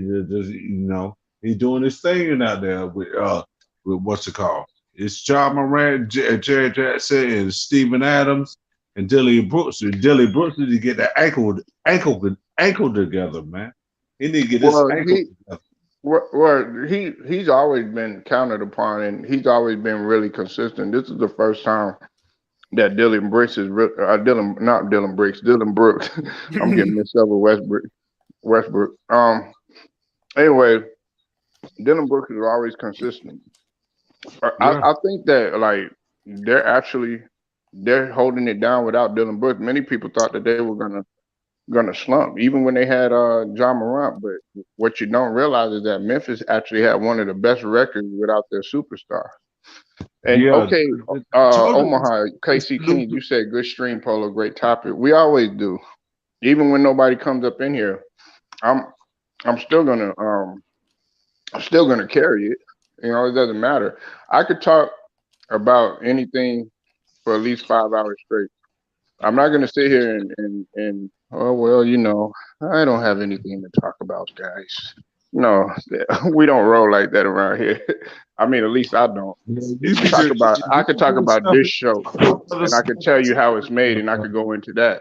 I could talk about the fact that JMJ, he was in the military, and then we could go on and on with that. We could talk about John Morant, Dylan Brooks. I could talk about females. I could talk about the strip club. I could talk about the streets. I could talk about anything that you want.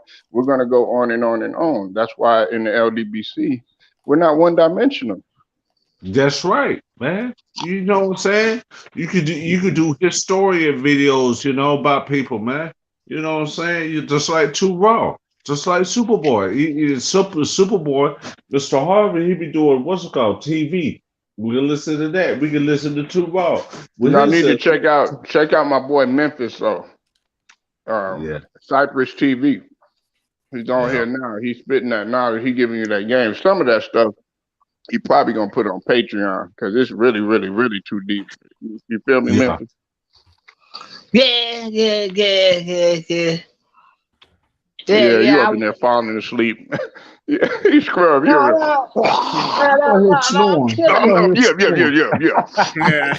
up in there wiping the spit off JMJ. I'll be like that. If you gonna be snoring, man, you better get off the screen. Hey, you better get off the screen and snore for a couple hours. I'm chilling, man. I'm chilling. He done smoked him a blunt. He woke him both. He like, I'm going back to sleep. Fuck all this. I was listening to what y'all was saying about Dylan Brooks. He got the meat marinated in the refrigerator. He's like, I'm gonna put something on the grill later. I think Memphis gonna hold out on Dylan Brooks to the playoffs, man. Yeah. I think Dylan Brooks gonna be. They're gonna wait to him to the playoffs, man, because they got a good record with Memphis, man. It don't make no sense how Zion Williamson doing now, but he said he want to stay with New Orleans, but you're supposed to do that shit with the motherfucking New Orleans Pelicans, man. You're supposed to take New Orleans Pelicans at least straight to the playoffs, not for 1 year, not for 2 years, but I say a second year. You know what I'm saying? That's what John Morant's done. Put the team in the playoffs in the second year. We got JMJ in here, y'all. What up, JMJ? I mean Jacob, my bad, Jacob. Hello, Jacob. Hey Jacob, you sound like you're in the tunnel, brother. You sound like Roger Troutman. Yeah, I had that problem on Ticket Who, me? TV's channel. They was laughing. I said, "No, I sound messed up. Oh, okay, you better now. Yeah, you Hey, good. did you get that situation handled, Jacob? Getting it handled Tuesday actually. Oh, they had to do call Yeah. it in, you know? Okay. Yeah, now one of my friend of mine, he put me on somebody, but I don't know, man. Hopefully my neighbor who lives next door to me or right behind me, he said that he might be able to hook me up, but I guess he had some stuff he had to do. So I mean, if he can get that taken care of, or if he can find some information about that here in the next 28 to 48 hours, you know, it's all good. But I mean, either way, if not, then I'm just gonna have to, you know, pay the $190 and have my window replaced. That's all I can do. Yeah, but I'm telling you, man. Yeah, I know the stream yards, you know what I'm saying. We try to get it together on that, you know, Wi-Fi's and stuff, man. Some people just break up and break down and something like that. You know, when you're trying to talk, and all that other stuff. So that's really understandable. So. What's happening, JMJ? Scrum Zero. Hey, Jacob. Yeah. Jacob. Let me ask you this there, man. So You ain't been on Ticket TV chatting though. At least chat on what's it called? Hit the lights on the ticket. Yeah, but we over here, you know, JMJ. So yeah, I know that. We over here. I mean, love the ticket. But I'm gonna tell you this, there, Paul. If it weren't for ticket, if it weren't for ticket, I wouldn't know what your channel is, homie. Hey, that's fine because guess what? I'm still gonna grind and hustle regardless. You know what I mean? I know. And there's plenty of fish in the sea, brother. Yeah. Thank you, Polo. Thank you. Yeah. How many fish? How many fish did the Most High make? Oh, okay. That's what I thought. Anyway. I got love for all the LWC brothers, but you know what I'm saying? We gotta hustle and grind on our own. He ain't the only person that know basketball. Yeah. I don't expect. Hey, listen, JMJ and Jacob knows this, and so does Scrub, and so does Memphis. I don't expect anybody to hold my hand. Right. Yeah, that's not what we do. Grown man, what you mean, bruh? You know, I mean, and that's the same thing. Like I told Jacob, I told Jacob, and I told Memphis, because people ask me all the time about Jacob. Man, he need a channel. He funny as hell. Memphis, oh my God, man, I love the way he talk. Scrub, man, his insights and his takes are good. Even when you come on here, JJ, I get emails about you, but I don't say anything. I say, hey, do you have a channel? And what do? I shout you out, and that's what Ticket does. That's what Two Raw does. But listen, they're not going to sit here and hold my hand, and I don't expect them to. Yeah, that's right, man. Hey, JMJ. Yeah. Polo been talking about his channel a little bit before he even started it. You know what I'm saying? He was already in the makers of making his channel. He came on Ticket's platform a few times talking about it. Mentioned about it a couple of times. See what I'm saying? So I didn't know about y'all till Ticket to say something about y'all fellas, man. I didn't know nothing about you. You know, LVZ or Town Business. LB has shouted out my channel. He shouted out my channel too. LB. Shout out to LB too, man. LB too. That go for all of y'all, man. I'll be talking to myself then. Listen, I put it to doing like that. It was going to the point that I want to do videos. You know what I'm saying? Do videos like this, live streams and all that stuff, man. So y'all can give whatever me. you can do whatever you put your mind to it. Right. You ain't got a ticket. Ticket it don't run YouTube. No. I don't need no man's permission. No man. I don't answer to no man. I answer to the Most High Yah. That's it. Yeah, it was come to the point that I wanted to do and the video. bacon cheeseburgers. That's right. And the bacon cheeseburger, no mayonnaise. No mayonnaise. If you want to do videos for yourself, I put it to you like this. Hold on, let me say this. Damn right. I always said, hold on. I put it to you like this. If it wasn't for like ticket, I really would say ticket, but guys like LVZ, what you see right now, a lot of people they try to do carbon copy it off of and stuff like that, but just like ticket has always been accessible. I want y'all got like Ticket. He wants you to feel like you know me. Like he'll come up in here every now and then. Man, Polo, you capping? Or I'll get on the platform. Man, get the hell up out of here. I want y'all to feel like you know me. But a lot of these YouTubers, you're not gonna ever get a hold of them. They don't answer your emails. They don't respond to you in the chat.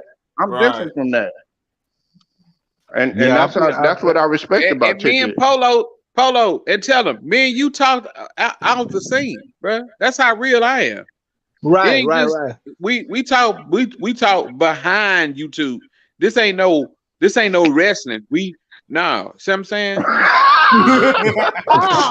talking about wrestling? Look at Jacob, Yeah. I understand. No, we talk for I real. understand that about wrestling.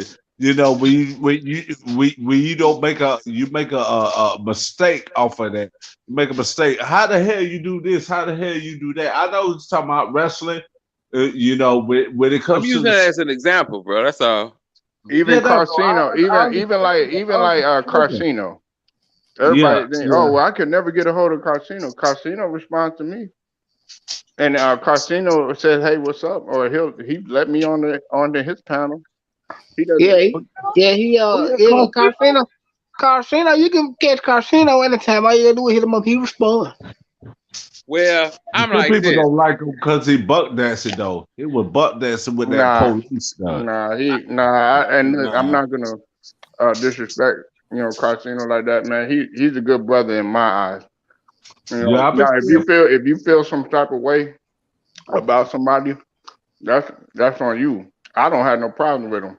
A lot of people don't like me. They think, oh, well, you like Tom Brady?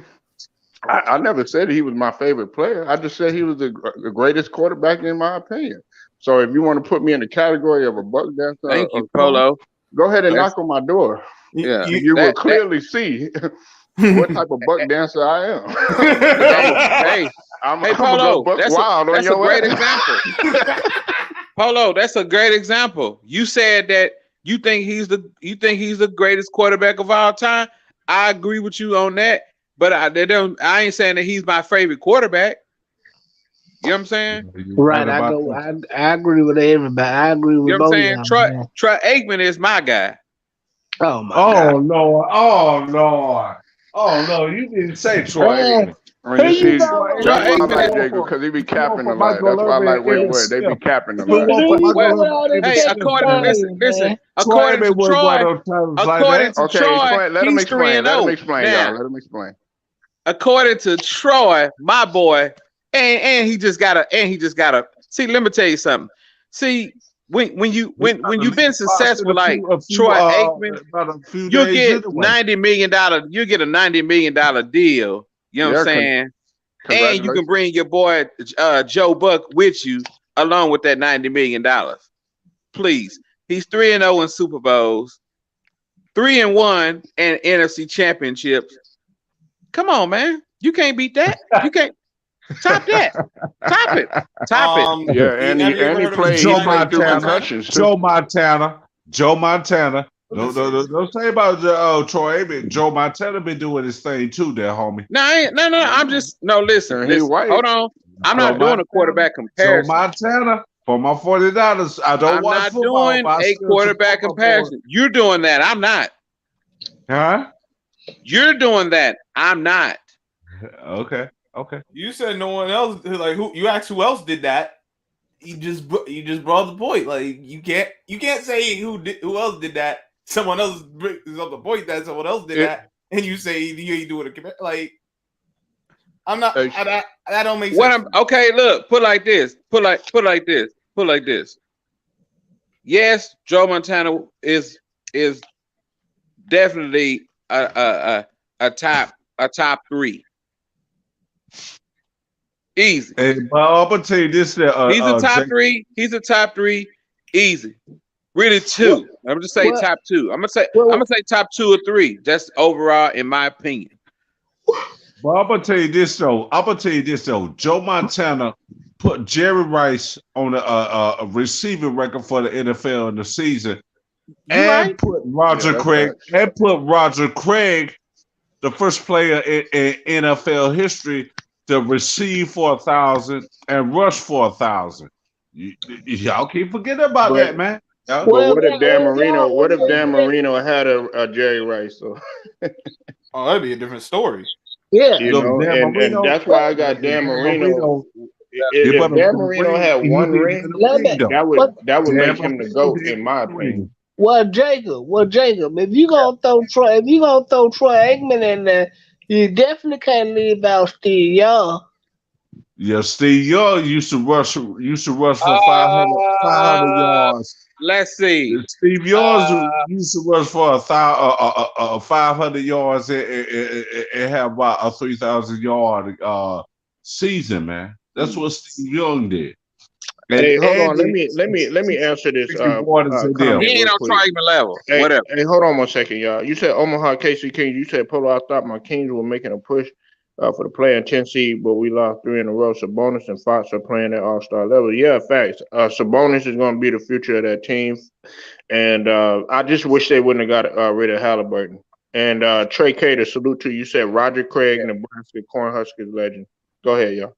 Look. Yeah. He ain't on Troy Aikman level, nigga.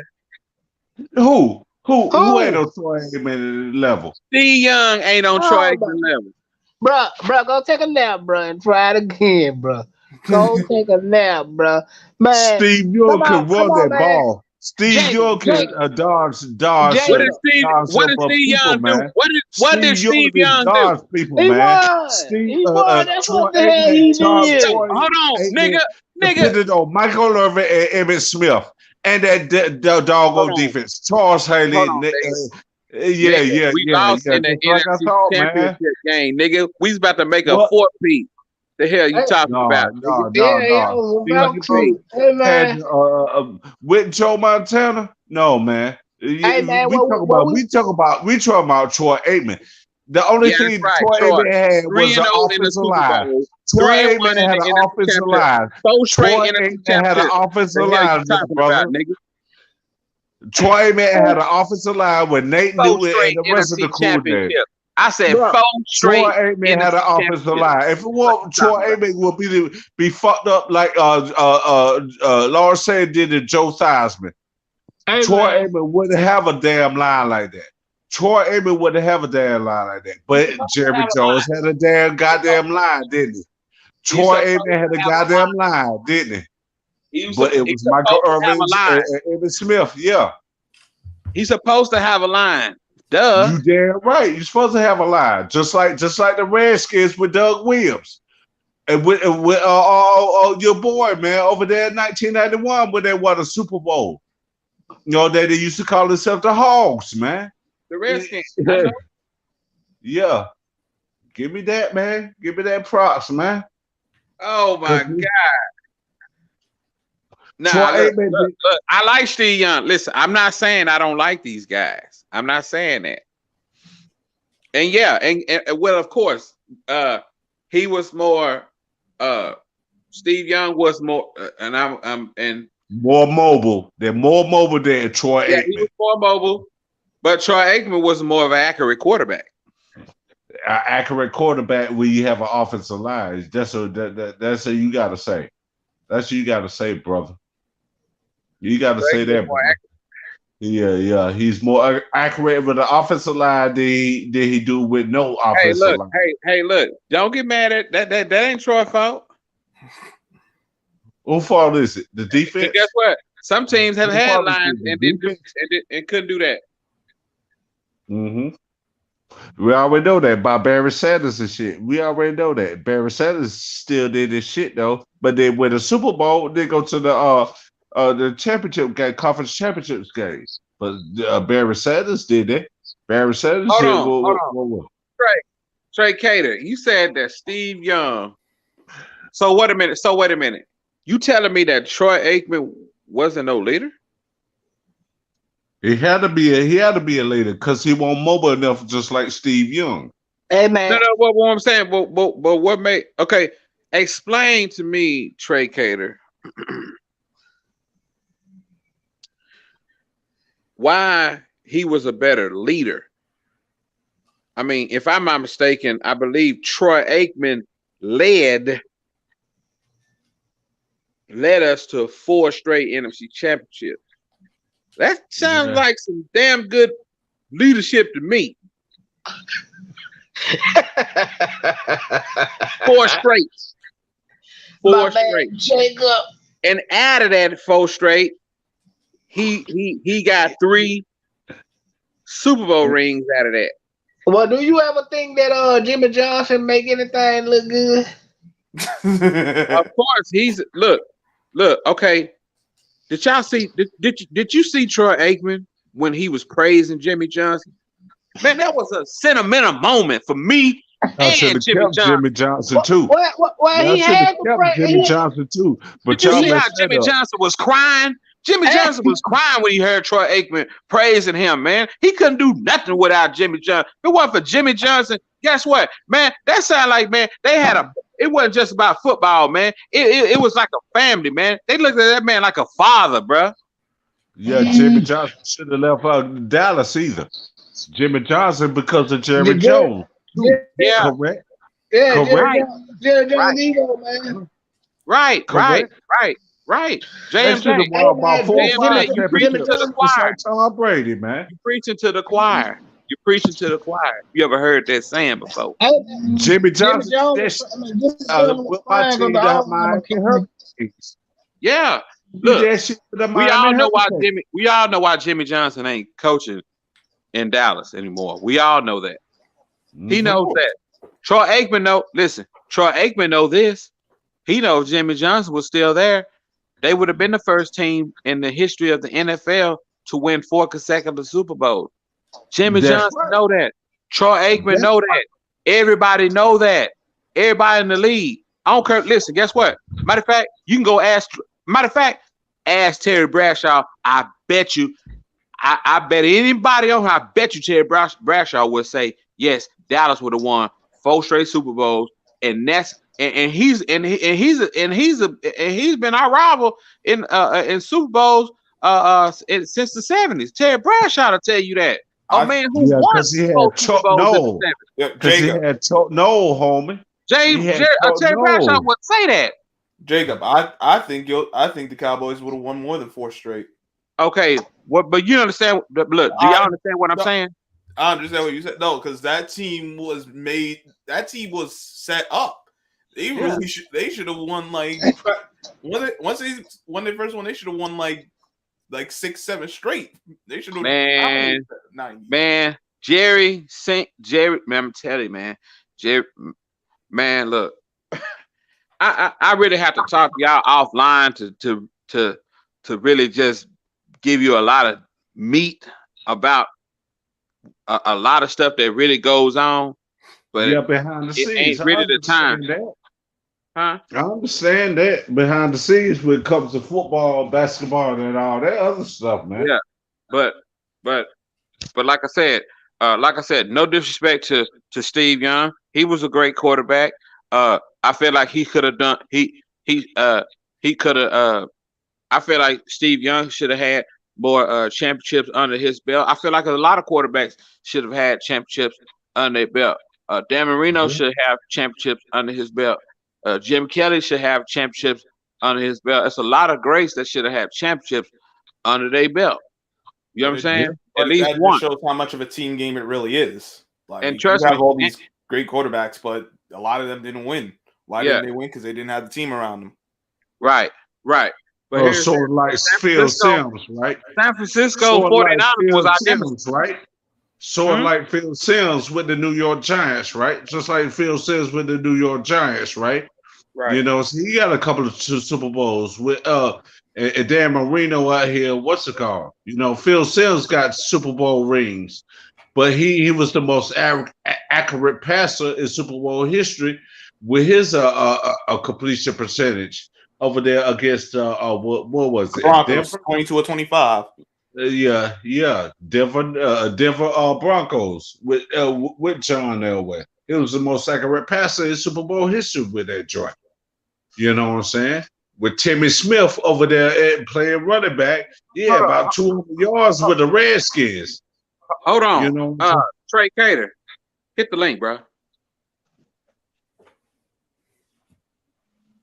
Stone Cold Steve Austin is asking you, Trey Cater, to get your ass in the ring.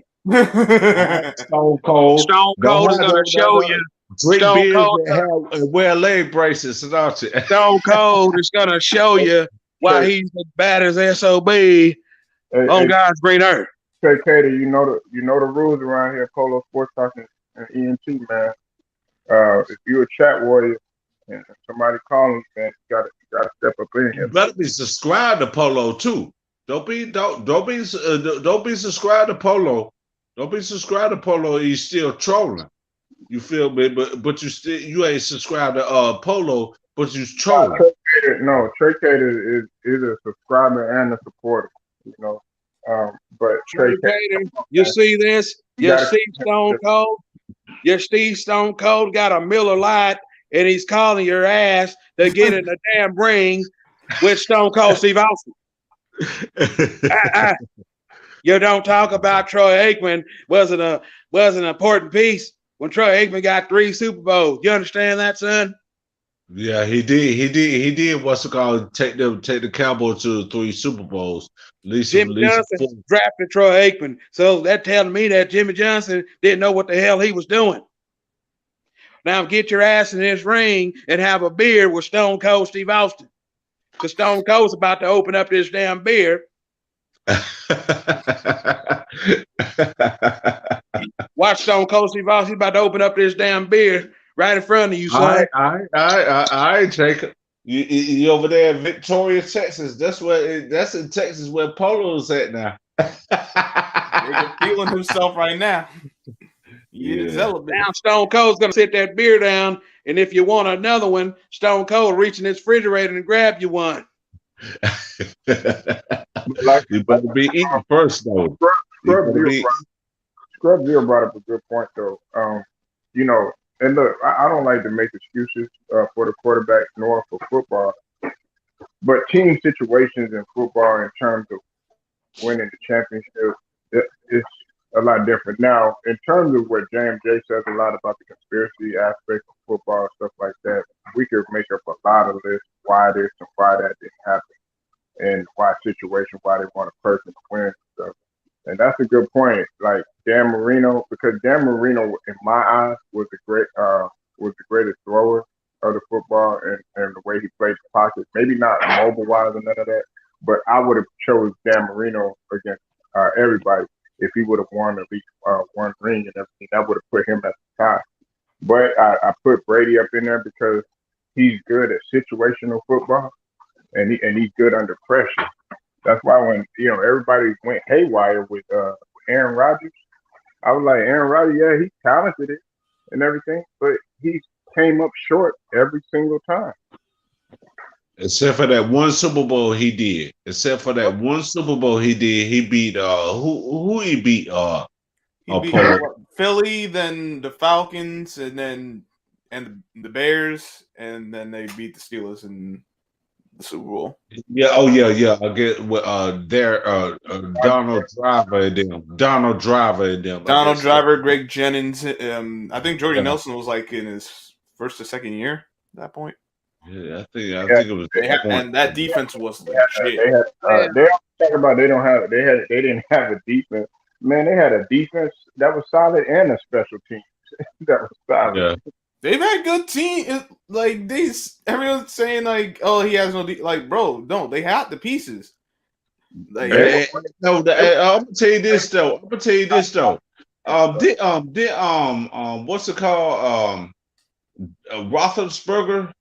Roethlisberger win the championship in '08 against the Arizona Cardinals. Yeah, But he had to go back to back. They had to go back to back to that. So we don't know what happened with that. You already know what happened with that. You know what I'm saying? With Roethlisberger, he went to back Super Bowls that year. He won a Super Bowl in '05 and 08 against Larry Fitzgerald and Kurt Warner and the boys. But the defense didn't hold up against the Pittsburgh Steelers. So I can talk about football too now. I can talk about football. Look, I'm just saying, I don't understand what this peanut brain talking about Troy Aikman was least important. You out your fucking mind? Yeah, he was important. He was important. The Cowboys. Gotta realize this. You see Troy Aikman calling games. A lot of people got to realize this, y'all. Troy Aikman consistently plays with what? Concussion. Like concussions. Not like a little sprained ankle or, a strain or cramps. We're talking about a concussion, which is life-threatening and life-altering. Yeah, that's why people commit suicide off of CTE. That's why people commit suicide, like Dave Durison. You know what I'm saying? That's why people get commit suicides or what's it called? That dog for brain damage off of that, man.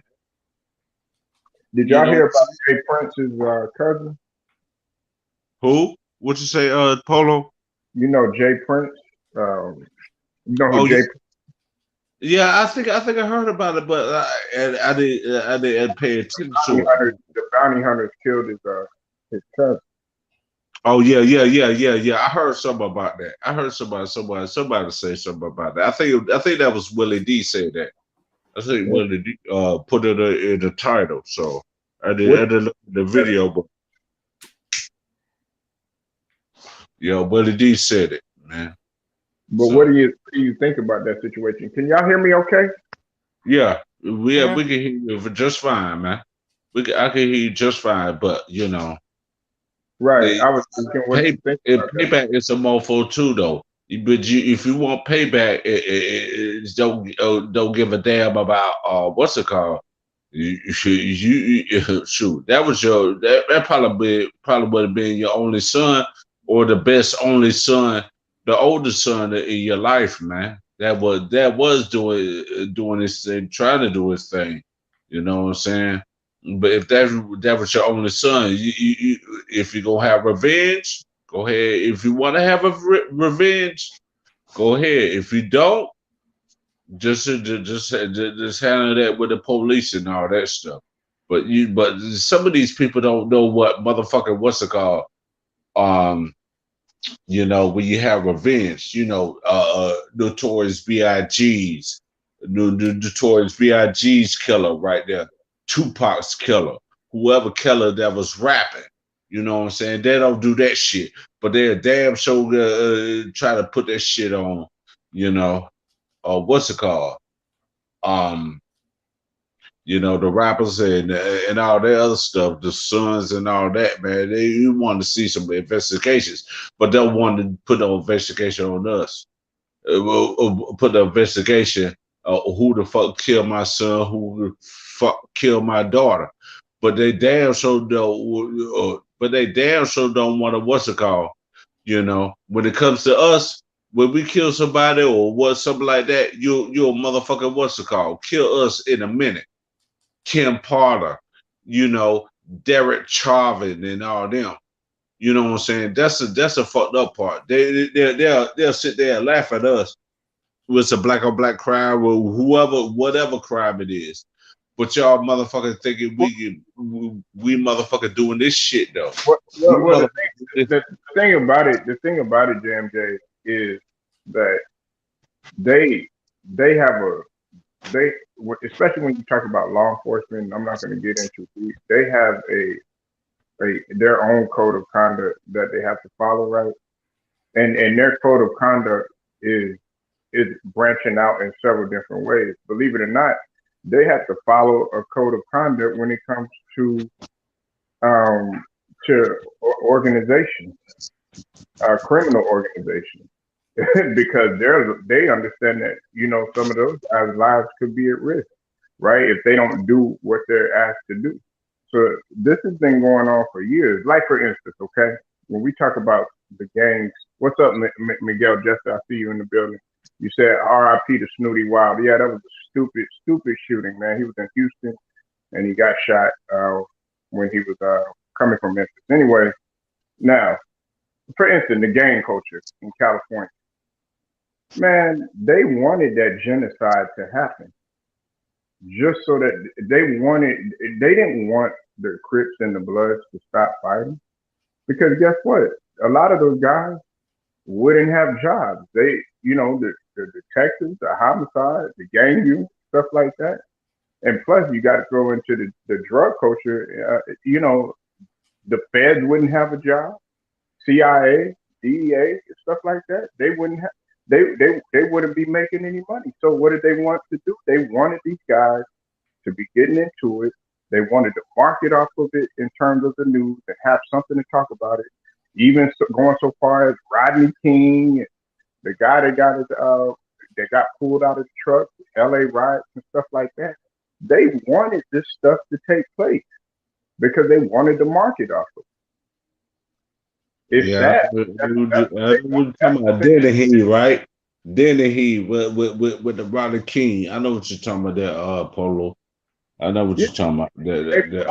I was young when that happened. I know Jacob was young too. And Scrub, I don't think you weren't here, but you heard about it. Man, I saw that literally. It was live on the news when they pulled him out of there and they were throwing bricks at this guy's face. You know why? Because of that Rodney King joint, man. Yeah. They whooped his ass like it wasn't nothing. Yeah, man. He died, but he died by I think it was 2002, 2003 though too. Rodney. It's an injury to that though, Rodney King. Yeah. And then you got Arnez J and them. I seen a BET video about that Arnez J and J. Anthony Brown and all them people too. But what's up, Rodney King? He said they were making a motherfucking joke about it, man. I said, man, that's serious, man. That's very serious, man. Well, you remember JMJ? They came down hard on Keenan Ivory Wayne for making a joke about it. On The Living Color, they were doing the LA riot. Yeah, man. Keenan Ivory Wayans is a trip anyway. He tried to pull shit up just like the Wayans brothers. The Wayans brothers with Sean and Marlon. Sean and Marlon when they did with the motherfucker the Wayans shit. Man, it was just fucked up with the Michael Jackson shit and all the other shit they be doing with Robert Downey Jr. But I don't like Robert. I ain't no Robert Downey Jr. did all that with the cracking and all that. But he up here making Iron Man while your ass sitting your asses down.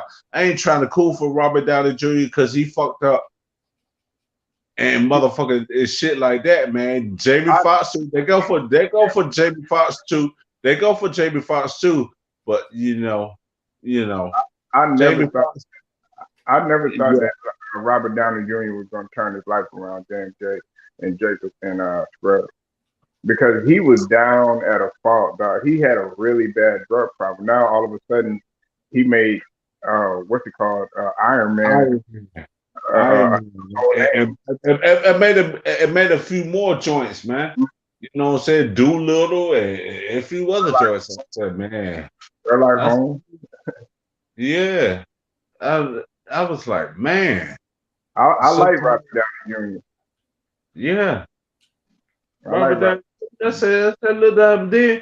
I've been watching the Avengers movies. I was like, man, Robert Downey Jr. You doing his thing while your ass is up here hearing videos about you.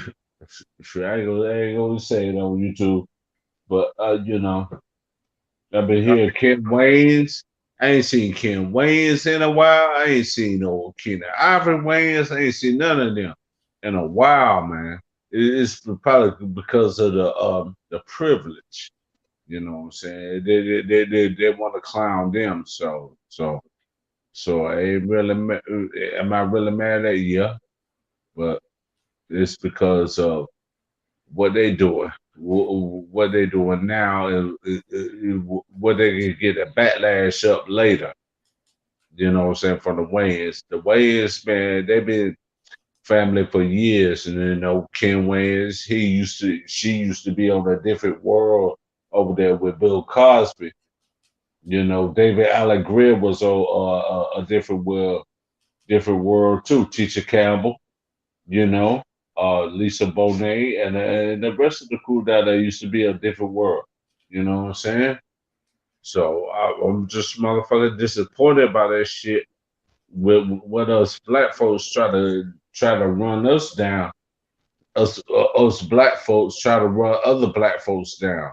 This is the messed up situation right here, man. If you go, shoot. I'm just kind of the '70s actors used to help the other '70s actors like John Amos with Sanford and Son. You know what I'm saying? The old girl Mary Thomas used to be on Sanford and Son. What's it called? What's it called? Hal Morris used to be on Sanford and Son playing the cop. We don't help each other. We don't help each other no more, man. You help your white folks or whatever. They're any doggone thing, man. That's why I miss shows like in Living Color, because you saw all of those guys branch out. See, Keenan Ivory Wayans was a genius, and they don't even talk about it. This guy was able to help, and Def Comedy Jam. They let those guys branch out to do many different things. When you think about Def Comedy Jam, a lot of those guys, in which you see right now, you don't realize that those guys had humble beginnings. And when you look at it in Living Colors, now, and I'm just talking about our culture, in terms of black culture. Now Saturday Night Live, they had a few guys in there, but you had Eddie Murphy. You had Eddie Murphy. You had Eddie Murphy down there. You had the rest of the crew. Kenan Thompson. This is what I'm saying, though. Listen, what I'm saying is that with Saturday Night Live, a lot of those people, it's a lot of whole stigma behind Saturday Night Live.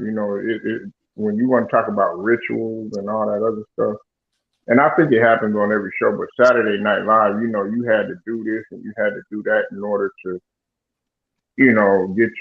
think about it. All those guys, they went on to have dynamic careers from Saturday Night Live. And Eddie Murphy, he was pretty much the cream of the crop there, but in Living Color, those guys went on to do great things too. I'm telling you this in Living Color. In Living Color, you had Jim Carrey do his thing. David Allen Greer, David Allen Greer. Rosie Perez, she came off of Soul Train, because Rosa Perez was supposed to be supposed to be a Soul Train dancer. She was supposed to be a Soul Train dancer, but it says she danced nasty too much. And I was like, what? I was like, what the hell, dog? Cornelius?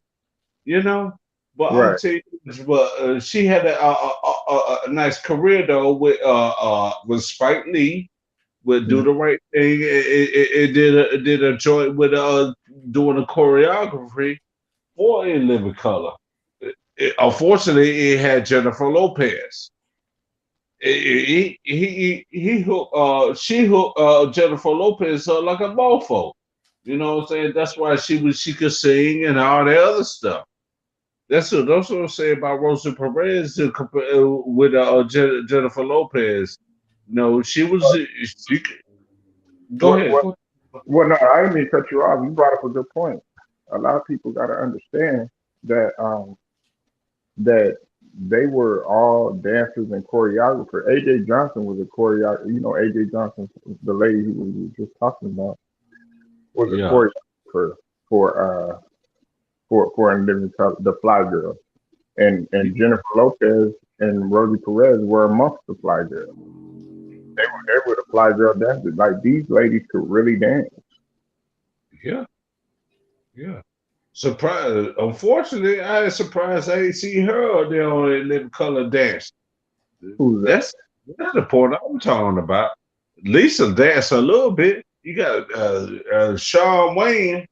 Sean Wayne, she talking about he was a DJ. He used to be a DJ of the Wayans family. I said, why you ain't doing that right now? Yeah, Yeah, DJ so Jazzy Jeff. DJ Jazzy Jeff, you know, he was with the Fresh Prince, but he still do music. He still mhm. do music and all that other stuff, man. You know? Yeah, I know when he was a Fresh Prince, they had the script to be a freeloader a bum or something like that. And him every time you go see the Fresh Prince, he'll say some couple of jokes here and get kicked out by Uncle Phil. You know what I'm Right. saying? They had a script like that. I hate when they do scripts like that, man. I hate when they do scripts like that, man. You know, I hate when people do that. I hate when people do that, man. You know. Bruh, you still there, brother? Go ahead, Polo. No, listen, I see Scrub, but I didn't know if he was still No, there. I'm still here. No, I'm just listening. you could give your input too. I know we going back in the day, you know, like that. You know, we going back way back in the time. Yeah, hey, but I'm gonna tell you this, man. You hear people that what's it called? You know, that make back in the days videos. Where they at? Where who at? Where this at? Where who the one that played? What's it called? Hillary for First Prince. Who played um Pam for Martin and joint like that. We got to look at that too. You know, Pam for Martin. You can look at my people that used to play on what's it called, like Lisa Armadale Anderson from that used to be on Living Large with T.C. Carson. Y'all don't remember that movie, but T.C. Carson, he other than that, he was a jazz singer. Matter of fact, he made a whole album I got on my playlist. T.C. Carson, aka Kyle from what's it called, for Living Single. We don't see where these people what they doing right now, man. We don't see none of these people. We don't see none of these people no more what they doing right now. You know what I'm saying? Mary Alice, Don Lewis. You know what I'm saying? Don Lewis, Marissa Tomei from a different world. We don't see none of them people where they at. Lou Myers from a different world. You don't see Tempest Blesso or Keisha Knight Pulliam. Excuse me. We don't see none of them where they at right now. We don't see none of that stuff because this is Black History Month. We don't see none of the old school brothers, old school sisters see where other black people up here no more. We don't see none of that no more. But you got a what's it called? But it come from Nigeria. Someone tell me you need to cancel Black History Month, and he was trying to be the governor of Michigan. We don't see none of that no more. We don't see none of that. We got to learn our history. If I don't know my history, I can look for y'all. I can look for y'all, Polo. I can look for you, Scrubs. I can look for you, Draco Jennings. I can look for you, LVC. I can look for Town Business. I can look for anybody that tell me the history. I say, yeah, I didn't know that. You know what I'm saying? So we old, but we still gotta learn our Black history. You know what I'm saying? This was Superboy. Sometimes Superboy be telling me stuff too. Mr. Harvey, you said learn from your daughter and know your history. It ain't what's it called? So I'm telling y'all this, fellas, brothers and sisters, you gotta learn your history too. I need to learn my history too, man. And they go for Polo and everybody else, man. Yeah, I still gotta learn your history by anybody that is in the black community. And unfortunately, we got February. February is the shortest month of the day, shortest month of the month. You know what I'm saying? You should be Black History Month. 12 months, 24/7, 365, man. You know? Shoot. I learned from the brothers and sisters, man. If you didn't know that, no, I did. I know I didn't know that. And then they will learn from y'all, man. We just learn from people that's young, that's old, and know their history. You know what I'm saying? So it's just to the point now. You can't. They try to rewrite history and delete history that was truthful. That's truthful in a way, in a sense. We don't know. We know our history, man. We gotta know all our history, man. You know what I'm saying? Not just one and just delete it. You know what I'm saying? Well, I mean, they try to see what they try to do is regurgitate. They try, like I said, they try to regurgitate everything that's being put out there and everything, or try to redo stuff. And that's why, like, I have a lot of respect for a lot of the independent uh, artists and a lot of the independent filmmakers. Not just pornography. You know what I'm saying? Because I know when you think of independent film, It's about porn with Vanessa Del Rio, with you start Shawn thinking about, Michaels and them and all that, the rest of them, huh, with porn. yeah, You but know. hold on. What? Listen, I was looking at a movie, The People versus Larry Flint, right? And Mhm. Larry Flint had this real bad stigma on him. Like he was just such a hateful person and all this other stuff. You know what I'm saying? But okay, look, let's just be real. He figured out something and was able to uh, pretty much control the market and dominate the market because okay, while you saw Playboy, you had a thing like Playboy or whatever. He was like, look, I'm gonna go the extra mile and I'm gonna fix this up. And what he started doing, he started taking people like the Playboy onlookers that were with the magazines and stuff because Playboy, yeah, it was all right, but people were wanting to go in depth, and he was dominating. He was completely dominating, and I know you're like, well, what does this have to do with anything? Now you're seeing that right now. Larry Flint was more innovative than what people think. Guys like Master P, Jay Prince, and all these guys, they were innovative because they were like, okay, if the mainstream or the major labels or the major films are not going to give me a chance to direct or produce or to be the head honcho, you know what? We're going to establish our own. So people, our God rest his soul, Larry Flint, regardless of how you want to feel about him, regardless of which way you think he went or whatever, he was more innovative than a lot of people think. And I was looking at that. I was looking at that movie yesterday, the People versus Larry Flint and stuff like that. He went against the grain, and he opened up a lot of things for a lot of people. Because I'm I've never been surprised. I'm gonna tell you this, there, Apollo. I'm surprised they put Ron Jeremy on too. Ron Jeremy. well, So, Ron Jeremy, but I mean, he was. Don't get me wrong. Ron Jeremy was, who he was. Now he was smart because he appealed to the not normal looking guy, right? That's able to get sex, right? So, like when you think of somebody getting sex, who they were putting in porn, they would put in a athletic guy that had a six pack and was tall and ripped and all that other stuff. Ron Jeremy was a guy that looked like he got off the couch, hairy belly, hairy.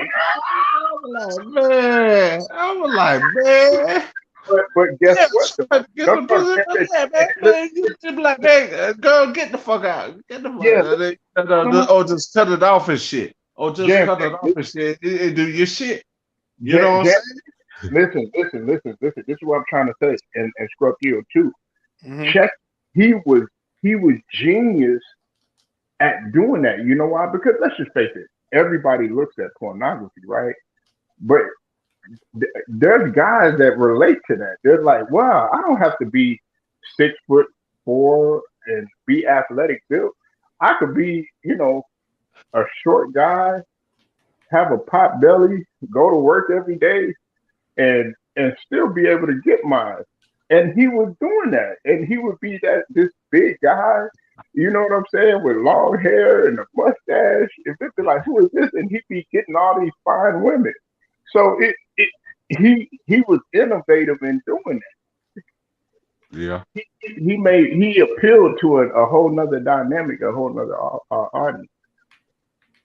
Yeah, I'm gonna tell you this. I'm gonna tell you another lady. I don't know if she did porn. That was a girl that used to be Jenna Van Orr's mama on the Parkers. What was her name? Shannon Tweed. Shannon Oh, Tweed didn't do it. Shannon Tweed didn't do it. Yeah, Shannon Tweed. She was hmm at three movies and all that stuff with right. Cinemax and all that stuff. So Well, you going no, wait? Cinemax. They had Cinemax. Shannon Tweed up in that mofo, man. I was like, yo, man. I was like, yo, man. You put her on the Parkers. Jenna Van Orr is mama.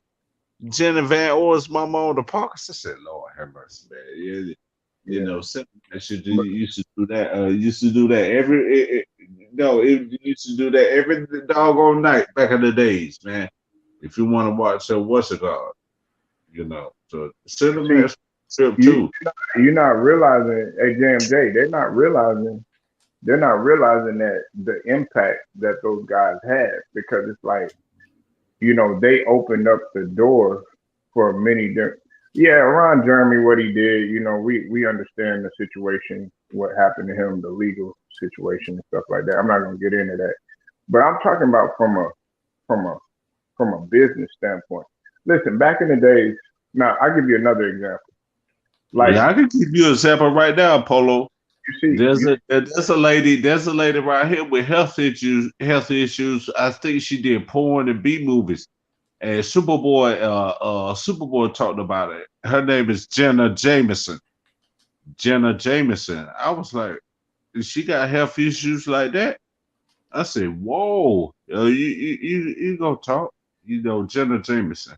So right? But what I was saying though is like this, JMJ and Scrub, if you're still there, like a lot of guys that were doing what they okay, like the prime example that I was gonna give you, like back in the day, they wanted a skinny woman that was slim, like Baywatch looking and stuff like that.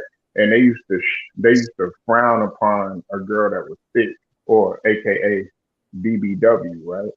But see now that dynamic has changed.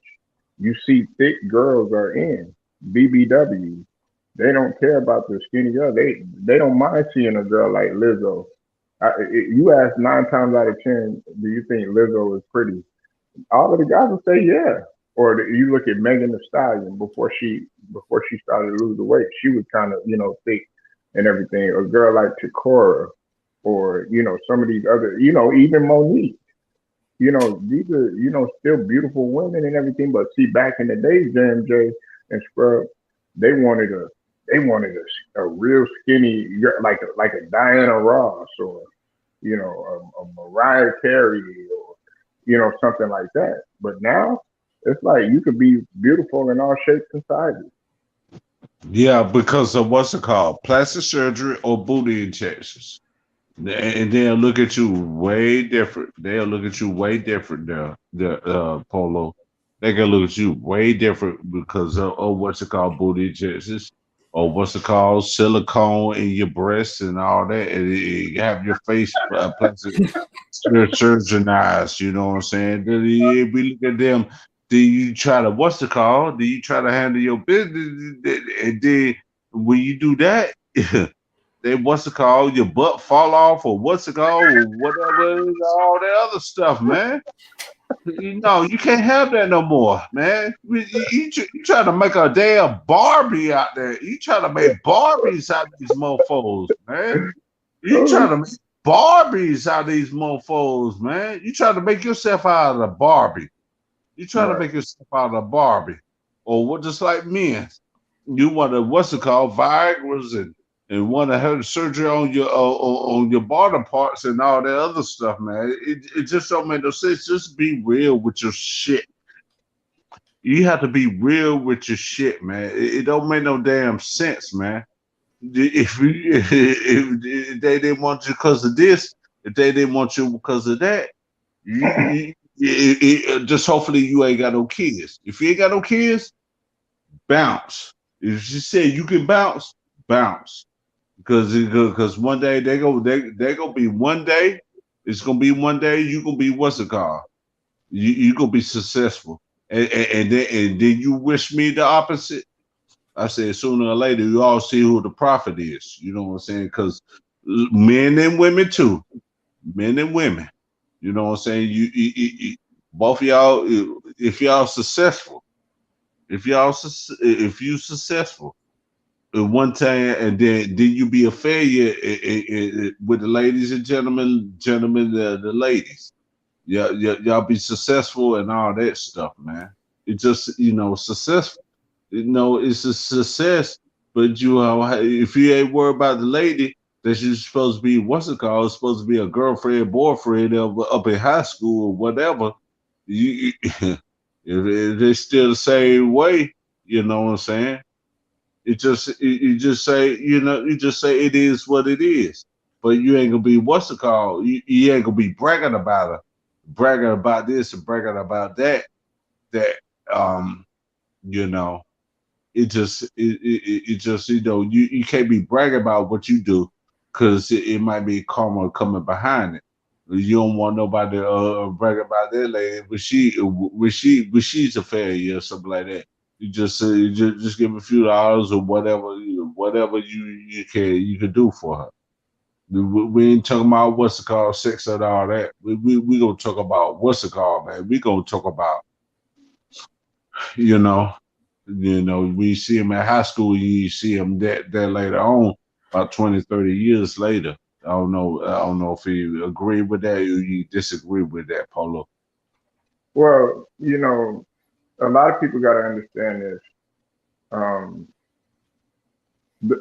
times are changing, and the reason why, like, a lot of females are doing what they're doing is because of what they see on not only TV but especially social media.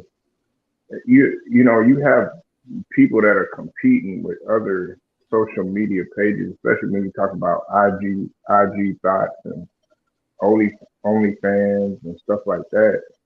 They're trying to appeal to a certain type of audience, and they get off on that type of stuff, not realizing that these women it's mainly women. They're spending a lot of money to do stuff to their body parts, only to take a picture, only to get guys, to get them to fly them out to an Airbnb or to meet them here and meet them there and stuff like that. And they're making a career out of that, not realizing that you're really putting your life at risk. There are models, IG models, that are getting killed because they're meeting guys that are psychotic, that have really sick issues and stuff like that. But I know that's a little. I'm digressing a little bit, but I'm just saying. My point is that times are changing where you used to be able to look at a voluptuous woman and be like, hey, she's pretty, she's intelligent, what I'm saying? She has her stuff together. Well, now you gotta think in the back of your mind. Okay, yeah, she's pretty. She might be intelligent or whatever, but what are her intentions? You know what? What's gonna happen? And the way that we're looking at what used to be humane is now. Hold on, JMJ and Scrub. Dion Reed, salute to you. You said, how you going, Polo ENT? I'm doing good, man. John Morant needs to get in the dunk contest next year. I've been saying that for the last 3 years. He had two of the most exciting dunks over the whole weekend and got more oohs and ahs than he did in the dunk contest alone. But So, LeBron ain't do it. LeBron ain't do it. yeah, LeBron ain't do it. yeah, I know. And I'm not trying to. That's important. You try to say John Morant did the dunk contest. How come LeBron James didn't go to the dunk contest? He been there for the last 19, 20 years, and you ain't did a dunk contest yet.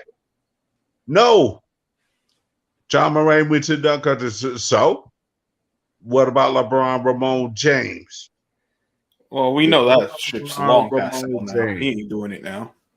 Yeah, he's not doing that. He never do it. He did it since. Hey, JMJ, he won.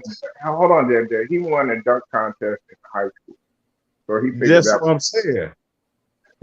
You did it in high school. Why couldn't you do that in the NBA? Why couldn't you do that in the NBA? Yeah, I mean, I feel like this. If he would have got in, would it? I mean, he would get a trophy or whatever, but that would have just.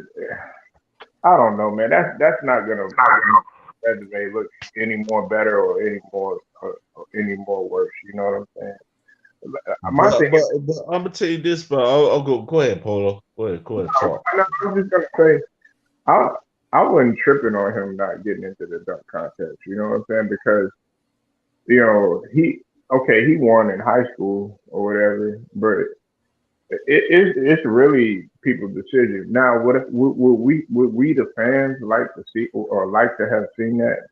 Yeah, it would have been great because what is the dunk contest known? Hey, yeah, man, we got Michael Jordan in there. Some people consider Michael Jordan the greatest player of all time. Oh yeah, we got Dominique Wilkins in here. Yeah, he's a superstar player. Vince Carter, all these other guys, Dr. J, David Thompson. They want to see the stars in there, not just casual role players in the dunk Kobe contest. B. Bryant too. He went in the dunk contest, man. He won the dunk contest. Kobe B. Bryant. You know what I'm saying? So, you know what I'm saying? If you want to go in the dunk contest, it's up to you. And we gonna criticize you, but it's just to the point.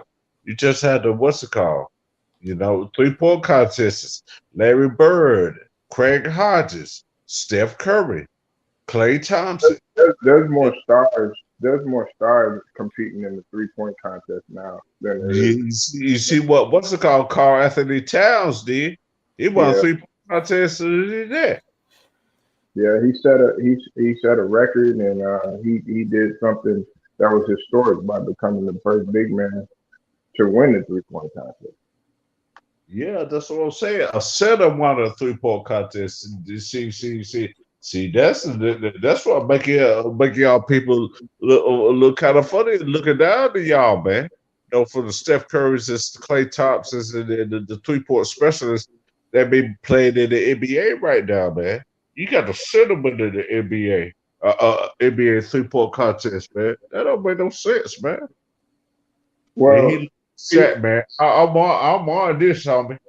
I'm on this, but I know Shaq gonna say you ain't win the NBA championship. You ain't win 3 finals MVPs. So more people are anticipating the 3-point contest than they are the dunk contest, and that needs to change. The highlight of the evening was supposed to be the dunk contest, and people don't look at that anymore. That's right. They're supposed to look at the dunk contest like that, man. You only got role players doing the dunk contest.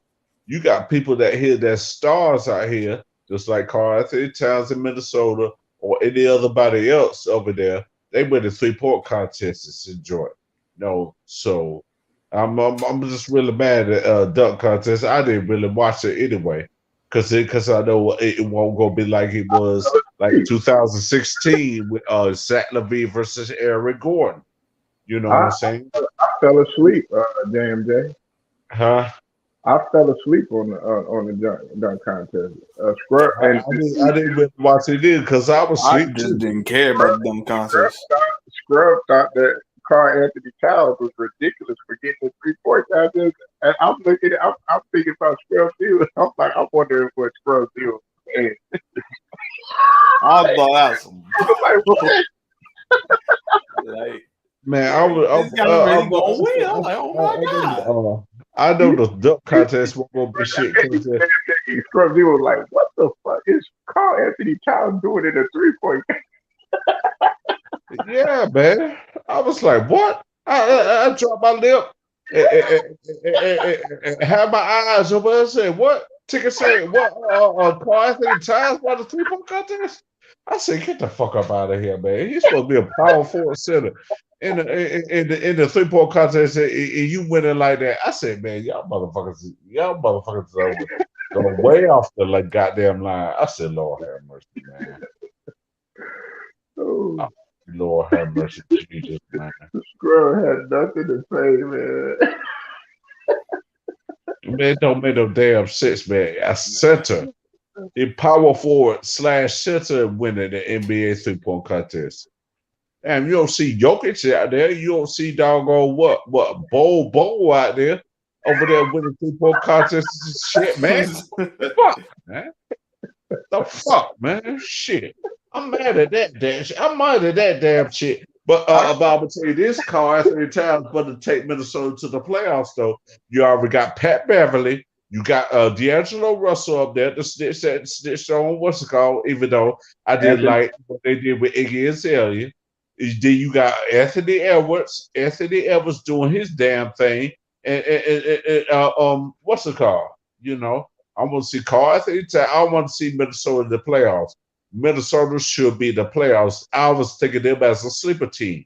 And remember I said that, Polo. Remember I said that they were supposed to be a sleeper team, the Minnesota Timberwolves. 500, and we just beat them. But I'm still not going to sleep on them because they're still above 500. So they 32 and 28 or something like that. About 4 games under 500, but 4 games over 500. So I was thinking of like that, but I didn't think of the Chicago Bulls like that because we always had them problems like that with Minnesota. You know what I'm saying? With Chicago because of the Jordan era. You know what I'm saying? But Chicago. they're trying to move beyond that. They're trying to move beyond the D Rose era and all that. This is a new era in Chicago, and Chicago is a threat. Now I know y'all lost last night to Memphis and everything, but regardless of what you want to say, Chicago is not to be played with. Yeah. That's why I said he was thinking y'all laughed at me because I said the Lakers might go to the Western Conference Finals. They ain't going to Western Conference Finals. You don't get on my. And if they go to Western Conference Finals, I'm done with the NBA. But he said you can say it to him though. You can say it to his face, Jacob. I will gladly listen. I hop on out here talking about a gal like listen. Ain't happening. I'll say it to anybody. Listen, in order for them to do that, JMJ, look, we have to really put things in its proper perspective. They could do it if the other guys were playing it were lines. If LeBron would take the role of being a defender and doing other things instead of having to take on like he could do it in year 5, they might have a chance, but and they're not cohesive, JMJ. Okay, let's go by your own logic. Okay, let's not pay attention to this person's logic, that person's logic. Go by your own perception and your own logic.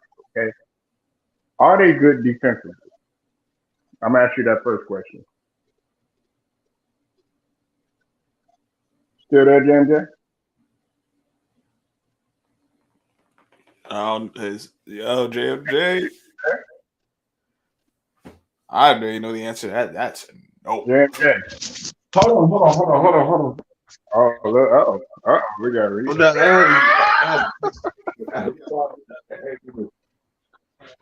No, I'm just saying, man. Okay.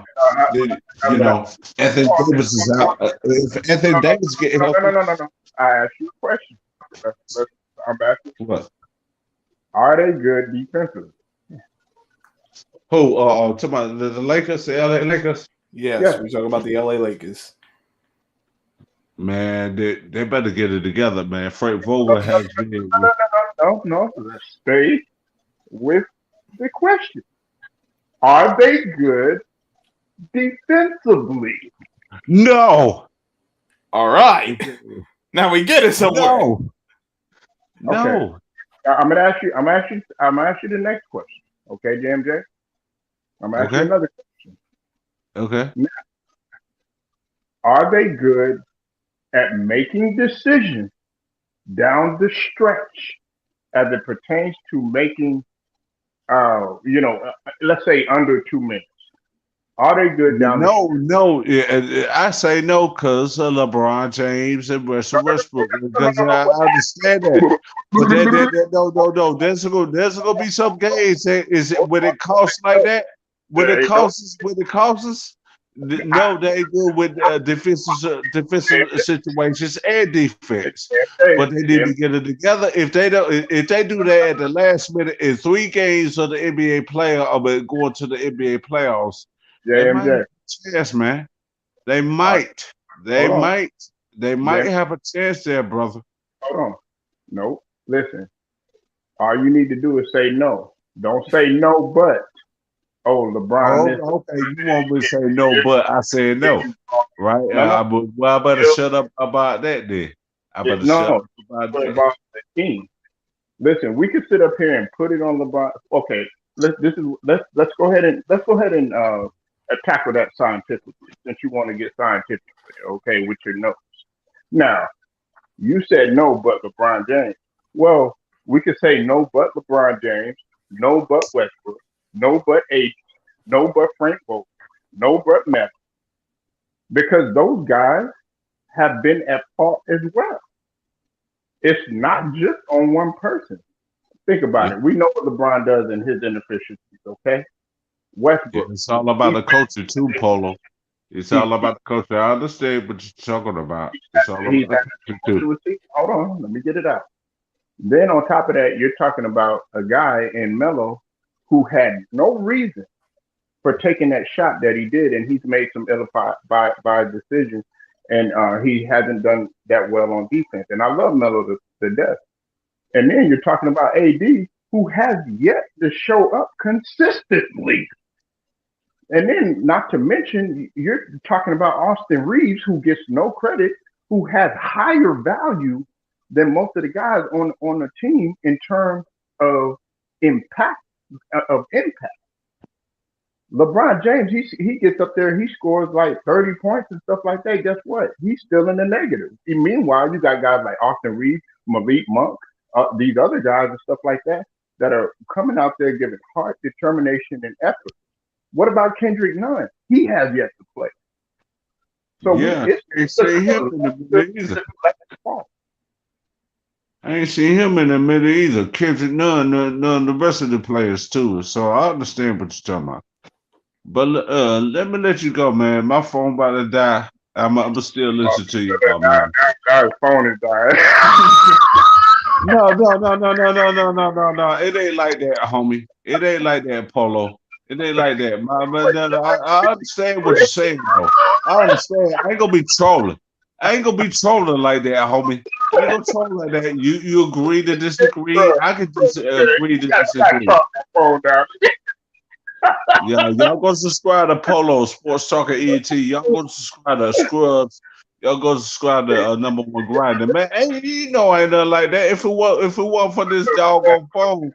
No, this is my last point though, JJ. I just want you to see that realistically, they have a lot of things working against them, and all of those things that me and Scrub are mentioning, they have to be on point with. We're talking about 23 games left, JMJ. We don't have no 60 games. left. We've already played 60 games. And I wonder why. And I wonder why they played 58 to 60 games anyway. You're supposed to play 41 games in the NBA and take a break and play an all-star game.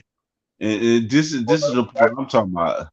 Well, Y'all play about 58 games and there are 60 games out the season, but then you had to play till February. And so I'm just saying that, brother. I'm saying well, that. taking into account they added the play in, and that changes the dynamic of a lot of things. But yeah, okay. hey man, I was just messing with you, but I just want you to see that's the reason why I can't agree with anyone that's saying okay, they for sure gonna get in or anything like that. What I'm saying is they would have to have all of those things clicking, and in health and in personnel, in order for them to have a chance. Okay. So, Let me let you go there, Polo. My phone about to die. I know it don't make no sense, man. I've been talking with y'all about all day with Ticket and you know what I'm saying? My phone about to die. So is you know what I'm saying? If we do another what's it called? If we do another I know you do videos, but I'm gonna try to be up in there. All right. You know what I'm saying? Salute to you, Polo. man, if you come, you come. If, hey, if you got other things, that's cool. Hey, but we still going out here and we still gonna grind regardless. All right, there, Polo. Salute to you, Scrub. Salute to Mr. JT, Jacob Jennings, and all them, man. You know what I'm saying? You Man. JMJ 21, man. Appreciate you pulling up. You appreciate it, man. And these Lakers need to figure out something. I don't think but like you said, it's only like 20 games or so left. They ain't got enough time for all that. Yeah, I mean, look, these are my final closing points. I'm getting ready to shut it down, Scrub, and then you can have final closing points. Well, this is what I'm going to say. Listen, we have to be realistic about this situation. LeBron is not getting any younger. He can't do what he did in year 6 or year 7 and all that other stuff by activating playoff mode or whatever you want to call it and stuff like that. That's not happening. And then on top of that, listen, y'all can get mad at me for saying this.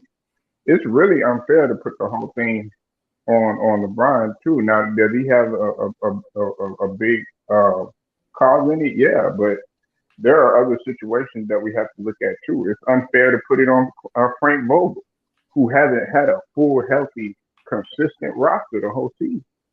It's unfair to put it on Westbrook, who is actually more durable than some of those guys, the majority of the guys on the team. Russell Westbrook has only missed what 2, 3 games at the most. So, and then you're talking about a guy in AD who falls down, who's always unhealthy. He's not dependable. He's never available. And then you're talking about a guy like Melo, you know what I'm saying, who, while he's great, during the first half of the game, then, come the second half or whatever, he becomes inconsistent. You know what I'm saying? So we gotta stop. Oh yeah, it's your fault. It's your fault.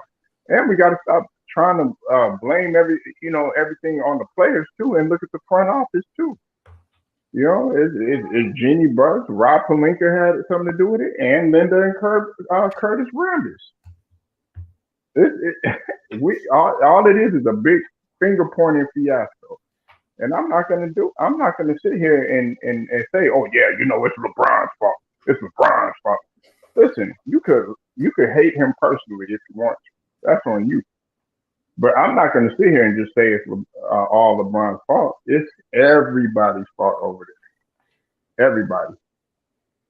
They win as a team, they lose as a team, and exactly. Everyone.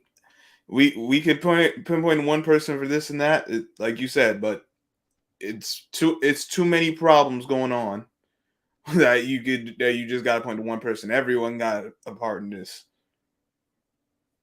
Right. But man, that's a good point, Scrub. Man, I'm finna go ahead. I'll be back a little bit later, bro. All right, Bolo. Appreciate you having me on. No doubt, no doubt. Always, man.